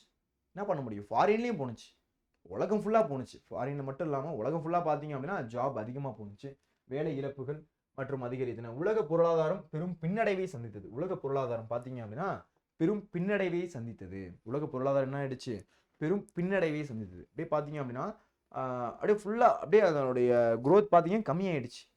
அந்தளவுக்கு வந்து பார்த்தீங்க அப்படின்னா அந்த ஜிஎன்பிலாம் காமிக்க முடியல. அந்தளவு வந்து பெருசாக வந்து எந்த ஒரு பொருட்களுமே விற்பனை ஆகலை. எல்லாமே ஃபுல்லாக பொருள் விற்பனையானது அந்த டைம்ல எது மட்டும் ஹையா இருந்துச்சு அப்படின்னா மெடிசன்ஸ். அந்த மெடிசன்ஸ் மட்டும் தான் ஹையா இருந்துச்சு. ஏன்னா அதுதான் வந்து தேவைக்கு அதிகமா இருந்துச்சு. அதுக்கடுத்து மளிகை பொருட்கள் இது மட்டும் தான் அங்க வந்து விற்கப்பட்டது. வேற ஏதாச்சும் வந்து பொருட்கள் அத்தியாவசிய பொருட்களை தாண்டி வேற ஏதாச்சும் அங்க பொருட்கள் விற்கப்பட்டுச்சா? சாப்பாடு, மெடிசன்ஸ் இது மட்டும் தான் அந்த டைம்ல பீக்கா இருந்துச்சு. வேற எதுவுமே இல்ல. வேற எதுவுமே இல்ல. சரிங்களா? அப்போ சமூக பாதிப்புகள், மக்கள் தனிமைப்படுத்தப்பட்டனர், கல்வி நிறுவனங்கள் மூடப்பட்டன. சொன்னல ஸ்கூல்ஸ் எல்லாமே மூடிட்டாங்க. எல்லாமே ஆன்லைன்ல மாத்துனாங்க. ஃபுல் அண்ட் ஃபுல் ஆன்லைன்ல மாத்திட்டாங்க. ஆன்லைன் கல்வி மற்றும் வேலை புதிய இயல்பாக மாறியது. மனநல பயிற்சிகள் பிரச்சனைகள் அதிகரித்தன. எல்லாருக்கும் பார்த்தீங்க அப்படின்னா ரொம்ப ஒரு மாதிரி ஸ்ட்ரெஸ் ஆயிடும். இப்போ நான் வந்து ஒரு நாள் ஞாயிற்றுக்கிழமை ஒரு நாள் தானே நான் வந்து லீவ் எடுக்கிறேன், இல்லை வந்து கொஞ்சம் ரெஸ்ட் எடுக்கிறேன்னு வச்சுக்கோங்க. அன்னைக்கு ஞாயிற்றுக்கிழமை ஒரு நாள் நான் ரூம்ல இருக்கிறதே ஒரு மாதிரி இருக்கும். என்னடா அது போர் அடிக்குது அப்படின்னு இருக்கும். அப்போ பிடிச்ச ஒருத்தன் 6 மாசம் வீட்டில் போட்டால் என்ன ஆகும்? எனக்கு ஒரு நாள் தான், வாரத்தில் 6 நாள் இங்கே தான் கிடப்பேன், ஆஃபீஸில் தான் இருப்பேன். காலைல ஒரு 10 மணிக்கு வந்தேன் அப்படின்னா நைட்டு 10 மணி வரை இங்கே தான் இருப்பேன்னு வச்சுக்கோங்க. 9 மணி வரை இங்கே தான் இருப்பேன்னு வச்சுக்கோங்க. அப்போ இந்த மாதிரி வந்து இந்த மாதிரி ரொட்டீனில் இருந்துட்டு திடீர்னு கொண்டு போயிட்டு ரூமில் போயிட்டு அடைச்சிட்டாங்க. தனியாக இருப்பா. எத்தனை நாள் தான் வந்து ஒரு 4 பேர் வந்து 4 பேர் முகத்தையே பார்த்துட்டு இருக்க முடியும்? சொல்லுங்க பார்க்கலாம். இல்லைனா வந்து அதுலேயும் பார்த்தீங்கன்னா வீட்லேயும் நம்ம பெருசாக பேசுறது இல்லை அப்படின்னா என்ன பண்ணுறது? எவ்வளோ நேரம் பேசிக்கிட்டு இருப்பேன், எவ்வளோ நேரம் ஃபோன் நோண்டுவேன், எவ்வளோ நேரம் டிவி பார்ப்பேன்? கடுப்பாக இருக்குமா இருக்காதா? ரொம்ப அப்படியே டென்ஷன் ஆகிடும், ஸ்ட்ரெஸ் ஆகிடும். அந்த மாதிரி தான் எனக்கு இருந்துச்சு. கொரோனா டைம்லலாம் பார்த்தீங்க அப்படின்னா ஒரு மாதிரியாவே இருந்துச்சு. என்னடா அது ஒரு மாதிரி இருக்குதே அப்படின்ற மாதிரி. அந்த மாதிரி ரொம்ப வந்து கஷ்டமாக இருந்துச்சு அந்த டைமில். அப்போ இந்த மாதிரி ஊரடங்கு நடந்துச்சு, பயண கட்டுப்பாடு இருந்துச்சு. அதுக்கு அடுத்து பல தொழில்கள் அப்படின்றது முடங்க ஆரம்பிச்சு. நிறைய பிஸ்னஸ் அப்படின்றது அடி வாங்க ஆரம்பிச்சு. டோட்டலாக வேலை இழப்பு அதிகமாக ஆரம்பிச்சு. வேலை இழப்பு, ஜாப் அதிக பேருக்கு போயிட்டே இருந்துச்சு. அதுக்கடுத்து உலக பொருளாதாரம் பெரும் பின்னடைவை சந்திச்சு. அந்த இருக்கக்கூடிய எக்கனாமிக்ஸ் என்ன ஆயிடுச்சு அப்படின்னா டவுன் ஆக ஆரம்பிச்சிருச்சு. சமூகத்தில் பார்த்தீங்க அப்படின்னா மக்கள் தனிமைப்படுத்த ஆரம்பிச்சிட்டாங்க. மக்கள் பார்த்தீங்க அப்படின்னா ரொம்ப தனிமைப்படுத்த ஆரம்பிச்சிட்டாங்க. கல்வி நிறுவனங்கள் மூடப்பட்டன. இப்போ பார்த்தீங்க அப்படின்னா கல்வி நிறுவனங்கள் ஃபுல்லாக மூடிட்டாங்க. எஜுகேஷன் எதுவுமே ஓப்பன் இல்லை. பார்த்தீங்க அப்படின்னா எஜுகேஷன் எல்லாத்தையும் மூடிட்டாங்க. காலேஜஸாக இருக்கட்டும், ஸ்கூல்ஸாக இருக்கட்டும், அதுக்கடுத்து சின்ன சின்ன இன்ஸ்டியூஷனாக இருக்கட்டும், எல்லாத்தையுமே மூடிட்டாங்க. எல்லாமே கொரோனா டைமில் ஃபுல்லாக டோட்டல் ஷட் டவுன் ஆகிடுச்சு. ஆன்லைன் கல்வி மற்றும் வேலை புதிய இயல்பாக மாறியது. ஆன்லைன் பார்த்தீங்க அப்படின்னா ஆன்லைன் எஜுகேஷன் அப்படின்றதும் வேலையும் பார்த்தீங்க அப்படின்னா ஃபுல்லாக ஆன்லைனில் மாறினுச்சு. ஒர்க் ஃப்ரம் ஹோம் அப்படின்றது அப்போ தான் புதுசாக இன்ட்ரடியூஸ் ஆனிச்சு. ஒர்க் ஃப்ரம் ஹோம் அப்படின்றது அப்போ தான் புதிதாக என்ன ஆனிச்சு, இன்ட்ரடியூஸ் ஆகுது. அப்போ தான் மாறுது. இப்போ ஆன்லைன் கல்வி மற்றும் வேலை புதிய இயல்பாக மாறியது. மனநல பிரச்சனைகள் அதிகரிக்க ஆரம்பிச்சிச்சு. எல்லாருக்கும் ஒரு மாதிரி ஸ்ட்ரெஸ் ஆகிடுச்சு. என்னடா அது அப்படின்ற மாதிரி எல்லாருக்கும் ஒரு எப்படி ஆகிடுச்சு அப்படின்னா ஒரே ஸ்ட்ரெஸ்ஸாக இருந்துச்சு. அவன் வந்து கடுப்பாயிட்டான். என்னது அது வீட்டில் சண்டை போட ஆரம்பிச்சிட்டான் தன்னுடைய மனைவியோட. அந்த மாதிரிலாம் நடந்துச்சு. அந்த மாதிரி நிறைய பிரச்சனை அப்படின்றது நடந்துச்சு. அதே டைம் பார்த்தீங்கன்னா நிறைய கல்யாணமும் நடக்க ஆரம்பிச்சு அந்த டைமில். வெறுமனையே வந்து பெருசாக வந்து மக்களை கூப்பிடக்கூடாதா, அந்த தெருக்கல்லையே பேசி என்ன பண்ணுவாங்கன்னா கல்யாணம் பண்ணிடுவாங்க. கல்யாண செலவு மிச்சமாயிடுச்சு. அந்த மாதிரிலாம் நிறைய இடத்துல நடந்துட்டு இருந்துச்சு. ஓகேங்களா? ஓகே, அடுத்து கொரோனாவுக்கு தீர்வு. கோவிட்-19க்கு முழுமையான ஒன்றை தீர்வு இல்லை என்றாலும் பல நடவடிக்கைகள் அதன் பரவலை கட்டுப்படுத்தவும் தீவிரத்தை குறைக்கவும் உதவின. அப்போ கோவிட்-19 முழுமையான ஒன்று தீர்வு கிடையாது. இன்னைக்கும் பார்த்தீங்க அப்படின்னா கோவிட்-19க்கு முழுமையான தீர்வுன்னு நம்ம சொல்ல முடியல. கோவிட்-19 என்ன பண்ண முடியல, முழுமையான தீர்வு அப்படின்றத நம்ம சொல்ல முடியல. ஏன்னா வந்து அதை டைரக்டா நம்மளால இந்த ஒரு ஊசி போட்டுக்கிட்டோம் அப்படின்னா நம்ம கட்டுப்படுத்திக்கலாம் அப்படின்னு நம்ம வந்து நினைக்க முடியாது. ஏன்னா அந்த மாதிரி சூழ்நிலையில தான் இருக்குது. சரிங்களா? அப்போ கோவிட்-19க்கு முழுமையான ஒரு தீர்வு அப்படின்றது நம்ம சொல்ல முடியல. என்னதான் வந்து மாஸ்க்லாம் போட அதில் வந்து தற்காத்துக்கலாம். ஜஸ்ட் வந்து என்ன பண்ணிக்கலாம், ப்ரிவென்ட் பண்ணிக்கலாம். அதில் அந்த இருக்கக்கூடிய அந்த வரக்கூடிய வைரஸ்லேருந்து தவிர நம்ம வந்துருச்சு அப்படின்னா அது வந்து முழுமையாக தீர்வு பண்ணுறது நான் மாத்திரை போட்டுக்கிறேன் அப்படின்னா வந்து அது சரியாகாது. அதுக்கடுத்து பார்த்தீங்க அப்படின்னா பூமானதே எது அப்படின்னா நம்மளுடைய நிலவேம்பு கஷாயம் நல்லா வந்து அதுக்கு கேட்டுச்சு அப்படின்னு சொன்னாங்க. அதனால் பார்த்தீங்கன்னா நிலவேம்பு கஷாயம் எல்லா இடத்துலையும் பார்த்தீங்க அப்படின்னா கொடுக்க ஆரம்பிச்சாங்க. எங்கள் வீட்டிலலாம் 2 வேளை கொடுப்பாங்க அந்த நிலவேம்பு கஷாயம். அது குடிக்கிறதுக்குள்ளே ஒரு வழி ஆயிரும். அதை குடிச்சிட்டு ஓடி போய் என்ன பண்ணணும் அப்படின்னா ஜீனி அள்ளி வாயில கொட்டிக்கணும். அப்படி ஒரு கசக்கும். அதுலேயும் வேற 30 நிமிஷத்துக்கு சாப்பிடக்கூடாது, 20 நிமிஷம் சாப்பிடக்கூடாதுன்னு சொல்லிடுவாங்க. நிலவேம்பு கஷாயம் குடிச்சு 20 நிமிஷம் வரையும் என்ன பண்ணக்கூடாது அப்படின்னா ஜீனிலாம் எடுக்கக்கூடாதுன்னு சொல்லுவாங்க. ஆனால் அதை குடிச்சிட்டு தண்ணி குடிக்கக்கூடாதும்பாங்க. அப்படியே ஒரு மாதிரி இருக்கும். என்னடா அது நடக்குது இங்கே அப்படின்ற மாதிரி இருக்கும். அந்த மாதிரி சூழ்நிலை அப்படின்றது இருந்துச்சு. அப்போது கோவிட்-19க்கு முழுமையான ஒரு தீர்வு அப்படின்றது கிடையாது. கோவிட்-19க்கு முழுமையான ஒன்றை தீர்வு இல்லை என்றாலும் பல நடவடிக்கைகள் அதன் பரவலை கட்டுப்படுத்தின, தீவிரத்தை குறைக்கவும் உதவின. தடுப்பூசிகள், கோவிட்-19 தடுப்பூசிகள் வைரஸின் தீவிரத்தை குறைத்தது, மருத்துவமனையில் சேர்க்கப்படுவதையும் இறப்புகளையும் பெருமளவு குறைத்தன. அப்போ கோவிட்-19 தடுப்பூசி எடுத்துக்காட்டுக்கு பார்த்தீங்க அப்படின்னா கோவிஷீல்டு, கோவேக்சின் 2 ஊசி. எந்த ஊசி போட்டோமோ அதே தடுப்பூசி மறுபடியும் வந்து அதோடைய டோஸ் 2வது டோஸ் போடணும் அப்படின்னு சொல்லுவாங்க. 2 டோஸுமே என்ன பண்ணேன் அப்படின்னா போட்டணும். நிறைய பேர் நீங்களும் போட்டிருப்பீங்க அந்த தடுப்பூசி அப்படின்றது. அப்போ அந்த கோவிட்-19 தடுப்பூசி தான் என்ன பண்ணுச்சு அப்படின்னா கொஞ்சம் ப்ரிவென்ட் பண்ணுச்சு. அப்போ அதோடைய தீவிரத்தை குறைக்க ஆரம்பிச்சு. இப்போ அஃபெக்ட் ஆகுது அப்படின்னா கூட அதோடைய தீவிரத்தை கம்மி பண்ணுச்சு அந்த COVID-19 வைரஸ், சரிங்களா, அந்த ஊசி, சரிங்களா. அப்போ அந்த கோவேக்சினா இருக்கட்டும் இல்லை கோவிஷீல்டா இருக்கட்டும், ரெண்டுமே பார்த்தீங்க அப்படின்னா கொஞ்சம் குறைச்சிது அப்படின்றது தெரிய வந்துச்சு.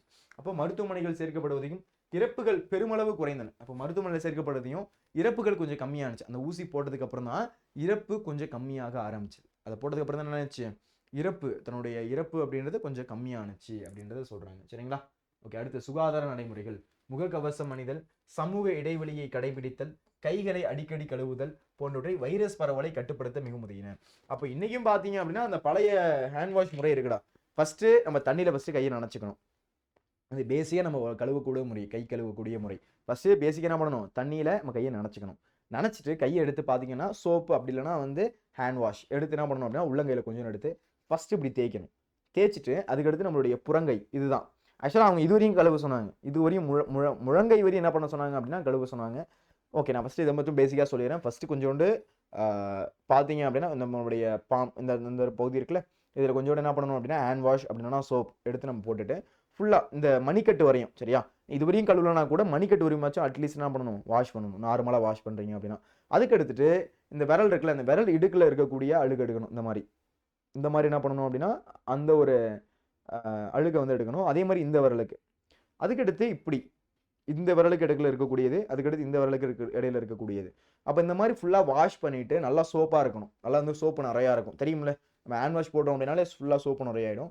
அதுக்கடுத்து நம்ம என்ன பண்ணணும் அப்படின்னா தண்ணியில் விட்டுட்டு தண்ணியில் வச்சு இந்த மாதிரி ஃபுல்லாக வாஷ் பண்ணணும்.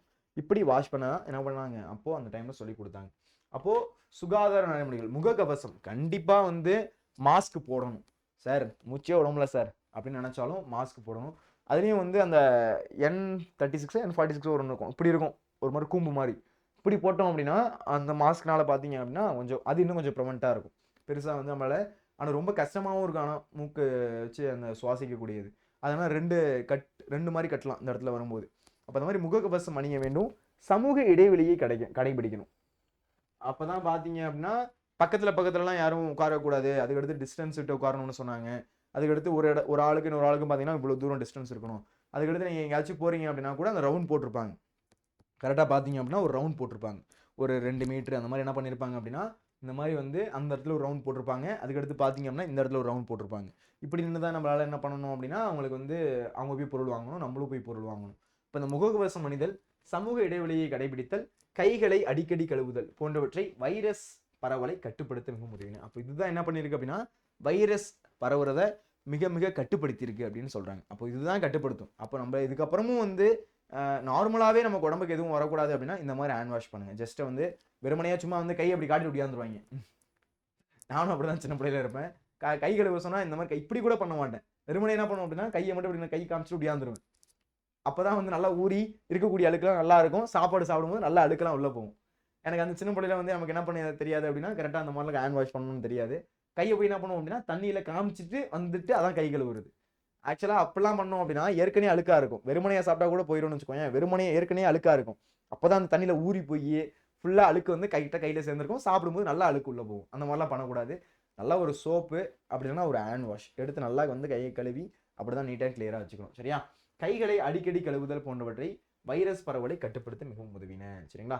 சிகிச்சை முறைகள், ஆரம்பத்தில் குறிப்பிட்ட மருந்துகள் இல்லாத நிலைகள்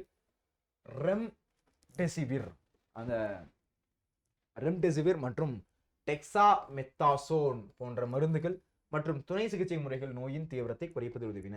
அப்போ ஆரம்பத்தில் குறிப்பிட்ட மருந்துகள் இல்லை. இப்போ நம்ம சொல்கிற மாதிரி அந்த தடுப்பூசிலாம் ஃபஸ்ட்டு இல்லை.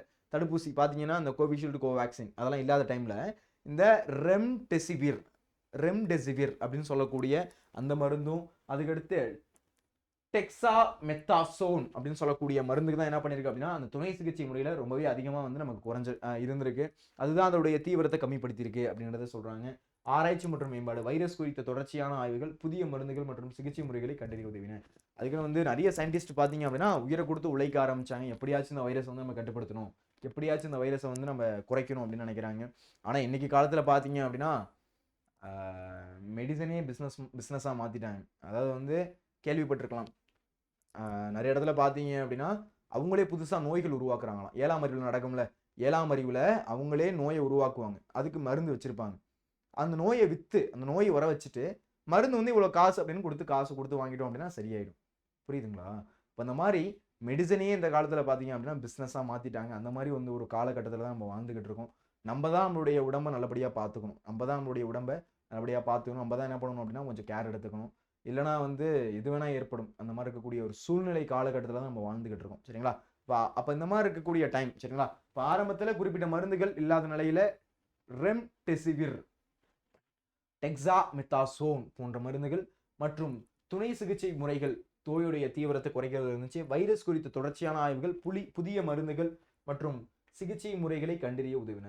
முடிவுரை: கோவிட்-19 பெருந்தொற்று மனித குலத்துக்கு ஒரு கடுமையான சவாலா இருந்துச்சு. கோவிட்-19 பாத்தீங்க அப்படின்னா மனித குலத்துக்கு ஒரு மிகப்பெரிய ஒரு சவால்னு சொல்லலாம். உண்மையா இல்லையா? எல்லாராலையும் அப்படியே லைஃப் அப்படியே ஸ்மூத்தா போயிடுச்சு. டக்குன்னு ஒரு ஸ்பீட் பிரேக்கர் வந்து அடிச்சு தூக்குன மாதிரி அப்படியே லைஃபே அப்படின்னா ஆயிடுச்சு அப்படின்னா புரட்டி போட்டுச்சு. நிறைய பேருக்கு வேலை போணுச்சு, நிறைய பேரோட பிசினஸ் போணுச்சு, நிறைய பேரோட படிப்பு போணுச்சு. அப்படியே டோட்டலாக அப்படியே ஃபுல்லாக மாறிடுச்சு. அந்த மாதிரி வந்து ஒரு டைம் எது அப்படின்னா அந்த கோவிட்-19 அந்த மாதிரி ஒரு சூழ்நிலை இதுக்கப்புறம் வரக்கூடாது. நீ ஆசைப்படலாம், சார் மறுபடியும் கோவிட் வந்துச்சு அப்படின்னா மறுபடியும் வந்து எல்லாத்தையும் ஆன்லைனில் மாற்றிடுவாங்க சார், மறுபடியும் ஜாலியாக இருக்கலாம் சார், எக்ஸாம்லாம் ஆன்லைன் எழுதி பாஸ் பண்ணிடலாம் சார் நினைக்கலாம். உனக்கு அது மட்டும்தான் உனக்கு பெனிஃபிட்டே தவிர, அதுவும் பெனிஃபிட்னு சொல்ல முடியாது. என்ன சொல்லுவாங்க, கொரோனா பேட்ச்ன்றவாங்க ஒரே வார்த்தையா. அப்போது அந்த மாதிரி ஒரு பெனிஃபிட்டும் கிடையாது. அதுக்கடுத்து பார்த்தீங்க அப்படின்னா நிறைய உயிரிழப்புகள், நிறைய வந்து வேலை இழப்பு, நிறைய வந்து பிஸ்னஸ் போகிறது, இந்த மாதிரி நிறைய விஷயம் அப்படின்றது நடக்கும். அது வந்து அந்த மாதிரி இருக்கக்கூடிய இன்னொரு காலகட்டம் வர வேண்டாம் அப்படின்றது நம்ம எல்லாரும் வேண்டிப்போம். சரிங்களா? கோவிட்-19 பெருந்தொற்று மனித குலத்துக்கு ஒரு பெரும் சவாலாக இருந்தது. ஆனால் அதே சமயம் அறிவியல் மற்றும் தொழில்நுட்பத்தின் முக்கியத்துவத்தையும் உலக நாடுகள் ஒன்றிணைந்து செயல்பட வேண்டிய அவசியத்தையும் இது எடுத்து காட்டுகிறது. அப்போ இந்த காலத்தில் அடிச்சுக்கிறாங்க, இந்த மாதிரி வந்து வேற நாடு அடிச்சுக்கிறாங்க, நடக்குது. அப்போ அந்த டைமில் தான் தெரிஞ்சிருக்கும் சாப்பாடும் எல்லாருமே ஒரே தான், சாப்பாடு முக்கியம், எல்லாரும் அண்ணன் தம்பி. அப்போ இந்த மாதிரி உயிரை குத்தாக போயிட்டு இருக்கு, அப்போ எல்லாரும் கொஞ்சம் நல்லபடியாக இருக்கணும் அப்படின்றது அப்போ தான் தோணுச்சு. அப்போ அதே சமயம் அறிவியல் மற்றும் தொழில்நுட்பத்துடைய முக்கியத்துவத்தையும் உலக நாடுகள் ஒன்றிணைந்து செயல்பட வேண்டிய அவசியத்தையும் இது எடுத்துக்காட்டியது. இந்த பெருந்தொற்று எதிர்காலத்தில் இது போன்ற சவால்களை எதிர்கொள்ள நாம் தயாராக இருக்க வேண்டும் என்ற பாடத்தை புகட்டியது. இப்போ இந்த மாதிரி எதிர்காலத்தில் இந்த மாதிரி வருமா சார்? வர வாய்ப்பு இருக்கு. அந்த மாதிரி இருக்கக்கூடிய டைம்ல நம்ம ரெடியாக இருக்கணும். எது வந்தாலும் நம்ம வந்து எதிர்க்கிறதுக்கு ரெடியாக இருக்கணும் அப்படின்றத சொல்கிறாங்க. அப்போ இந்த பெருந்தொற்று எதிர்காலத்தில் இது போன்ற சவால்களை எதிர்கொள்ள நாம் தயாராக இருக்க வேண்டும் என்ற பாடத்தை புகட்டியது. மனித குலத்தின் மீட்சித்திறன் மற்றும் அறிவியல் முன்னேற்றத்தின் வலிமைக்கு கோவிட்-19 ஒரு சான்றாக விளங்கும் அப்படின்றத சொல்லி முடிக்கணும். சரிங்களா? ஓகே, அடுத்து பாருங்க. முன்னாடியே சொன்னல ஜேஇ அட்வான்ஸில் பார்த்தீங்க அப்படின்னா நம்மளுடைய வேதாந்து மாணவர்கள் நல்ல ஸ்கோர், நல்ல ரேங்க் வாங்கியிருக்காங்க. பார்த்தீங்க அப்படின்னா ஆல் இண்டியா ரேங்க் 15 பார்த்தீங்க அப்படின்னா தக்ஷ் ஒருத்தர் வாங்கியிருக்காரு. மேக்ஸில் பார்த்தீங்கன்னா 120 போட்டிருக்காரு. செம பெரிய லெஜண்ட். அடுத்து பிரகார், அனுபவ், கேட்டன், சப்யசாட்சி, கனவ், ஆரியன், சாகில், விபுல், மனிஷ் மேலும் ரொம்ப வேற லெவலாக வந்து நல்ல ரேங்க்லாம் வாங்கியிருக்காங்க. அதுக்கடுத்து பார்த்தீங்க அப்படின்னா நீட்டில் நம்மளுடைய இதெல்லாம் வந்து தமிழ்நாட்டை சேர்ந்தவங்க. இவங்கெல்லாம் பார்த்தீங்கன்னா நம்ம தமிழ்நாடு பசங்க பேர் இருக்கும். ரம்யா, பாலாஜி, தீபிகா, அபர்ணா, அன்புச்செல்வன் ஐஏஎஸ், ஐபிஎஸ், கண்ணதாசன், லக்ஷனா, விஸ்வா, வருண் பார்த்தீங்க அப்படின்னா தெரியும். நல்லா வந்து நம்ம ஊர் பேர் படிக்கிற மாதிரி இருக்கா. நம்ம தமிழ்நாட்டை சேர்ந்த மாணவர்கள் பார்த்தீங்க அப்படின்னா சூப்பர் டூப்பராக நல்ல ரேங்க்லாம் வாங்கியிருக்காங்க. இதே மாதிரி நீங்களும் 11th 12th படிக்கும் போதே நல்லா படித்து இதே மாதிரி நல்ல ஸ்கோர், நல்ல ரேங்க் வாங்கணும் அப்படின்றத நான் கேட்டுக்கிறேன். கண்டிப்பாக வந்து நீங்கள் நல்ல ரேங்க் எடுக்கும்போது உங்கள் பேர் இந்த இடத்துல நான் வாசிக்கணும் அப்படின்றத நான் ஆசைப்பட்றேன். கண்டிப்பாக பண்ணுவீங்க அப்படின்னு நினைக்கிறேன். 11th 12th படிக்கும்போது அப்படியே வேதாந்தில் ஜாயின் பண்ணி ஜேஇ நீட்டுக்கு படிங்க. அப்படி ஃபர்ஸ்ட் அட்டம்லேயே ஜேஇ எக்ஸாம் அல்லது நீட் எக்ஸாமை கிராக் பண்ணுங்கள். சரிங்களா? ஓகே, அடுத்து நம்மளுடைய வாட்ஸ்அப் சேனல் யாராவது ஜாயின் பண்ணாமல் இருக்கீங்க அப்படின்னா ஜாயின் பண்ணிக்கோங்க. லிங்க் டிஸ்கிரிப்ஷனில் இருக்குது. இந்த வீடியோ எல்லாருக்கும் பிடிச்சிருக்குன்னு நினைக்கிறேன். பிடிச்சிருந்துச்சு அப்படின்னா ஒரு லைக்கு போடுங்க, உங்கள் ஃப்ரெண்ட்ஸுக்கும் ஷேர் பண்ணுங்கள். இது போன்ற ஒரு யூஸ்ஃபுல்லான வீடியோஸ்க்கு போடுங்க சப்ஸ்கிரைபை. நன்றி, வணக்கம். ஆக்சுவலாக நீ கொஞ்சம் த்ரோட் இன்ஃபெக்ஷன், நல்லா கத்தி பேச முடியல, ஓரளவுக்கு நான் மேனேஜ் பண்ணிட்டேன் அப்படின்னு நினைக்கிறேன். ஓகே, கண்டிப்பாக வந்து கொஞ்சம் சரியானதுக்கப்புறம் ஆஸ் யூஷுவல் நார்மலாக பேசுகிற மாதிரி பேசுகிறேன். சரிங்களா? சரி, ஓகேடா. இன்றைக்கி வீடியோ எல்லாருக்கும் பிடிச்சிருக்குன்னு நினைக்கிறேன். சப்ஸ்கிரைப் பண்ணுங்கள், லைக் பண்ணுங்கள், உங்கள் ஃப்ரெண்ட்ஸுக்கு கொஞ்சம் ஷேர் பண்ணி விடு. சுற்றிட்டே இருப்பான்ல லாஸ்ட் பெஞ்ச் ஸ்டூடெண்ட்ஸ், அவனுக்குலாம் கொஞ்சம் ஷேர் பண்ணி விடு. நீ அமுச்சு விட்ட வீடியோ வச்சு ஜஸ்ட்டு கிளிக் பண்ணி என்ன தான் இருக்குது அப்படின்னு பார்த்து கொஞ்சம் படிச்சு கொஞ்சம் மார்க் எடுக்கட்டும். உங்களுடைய ஸ்கூல் குரூப்ஸ்லாம் வச்சுருப்பீங்கள்ல, அதெல்லாம் கொஞ்சம் ஷேர் பண்ணி விடுங்க. வீடியோஸ் எல்லாம் 4 பேர் படிக்கட்டும். நான் மட்டும் படிச்சுக்கிறேன் சார், என் ஸ்கூலில் என் ஃப்ரெண்ட்ஸுக்கு இந்த மாதிரி ஒரு சேனல் இருக்குன்னே தெரியாது சார் அப்படிலாம் இருக்காதீங்க. அவங்களும் கொஞ்சம் ஷேர் பண்ணுங்கள், அவங்களும் படிக்கட்டும், நம்மளும் படிப்போம். சேர்ந்து படிக்கிறது தான் படிப்பு. எல்லோரும் சேர்ந்து படிப்போம். கண்டிப்பாக வந்து நல்ல ஸ்கோர், நல்ல ரேங்க் எடுக்கணும் அப்படின்றத நான் கேட்டுக்கிறேன். சரிங்களா? சரி, ஓகே, பாய். இதே மாதிரி அடுத்த ஒரு வகுப்பில் சந்திக்கலாம். பாய் பாய் பாய்.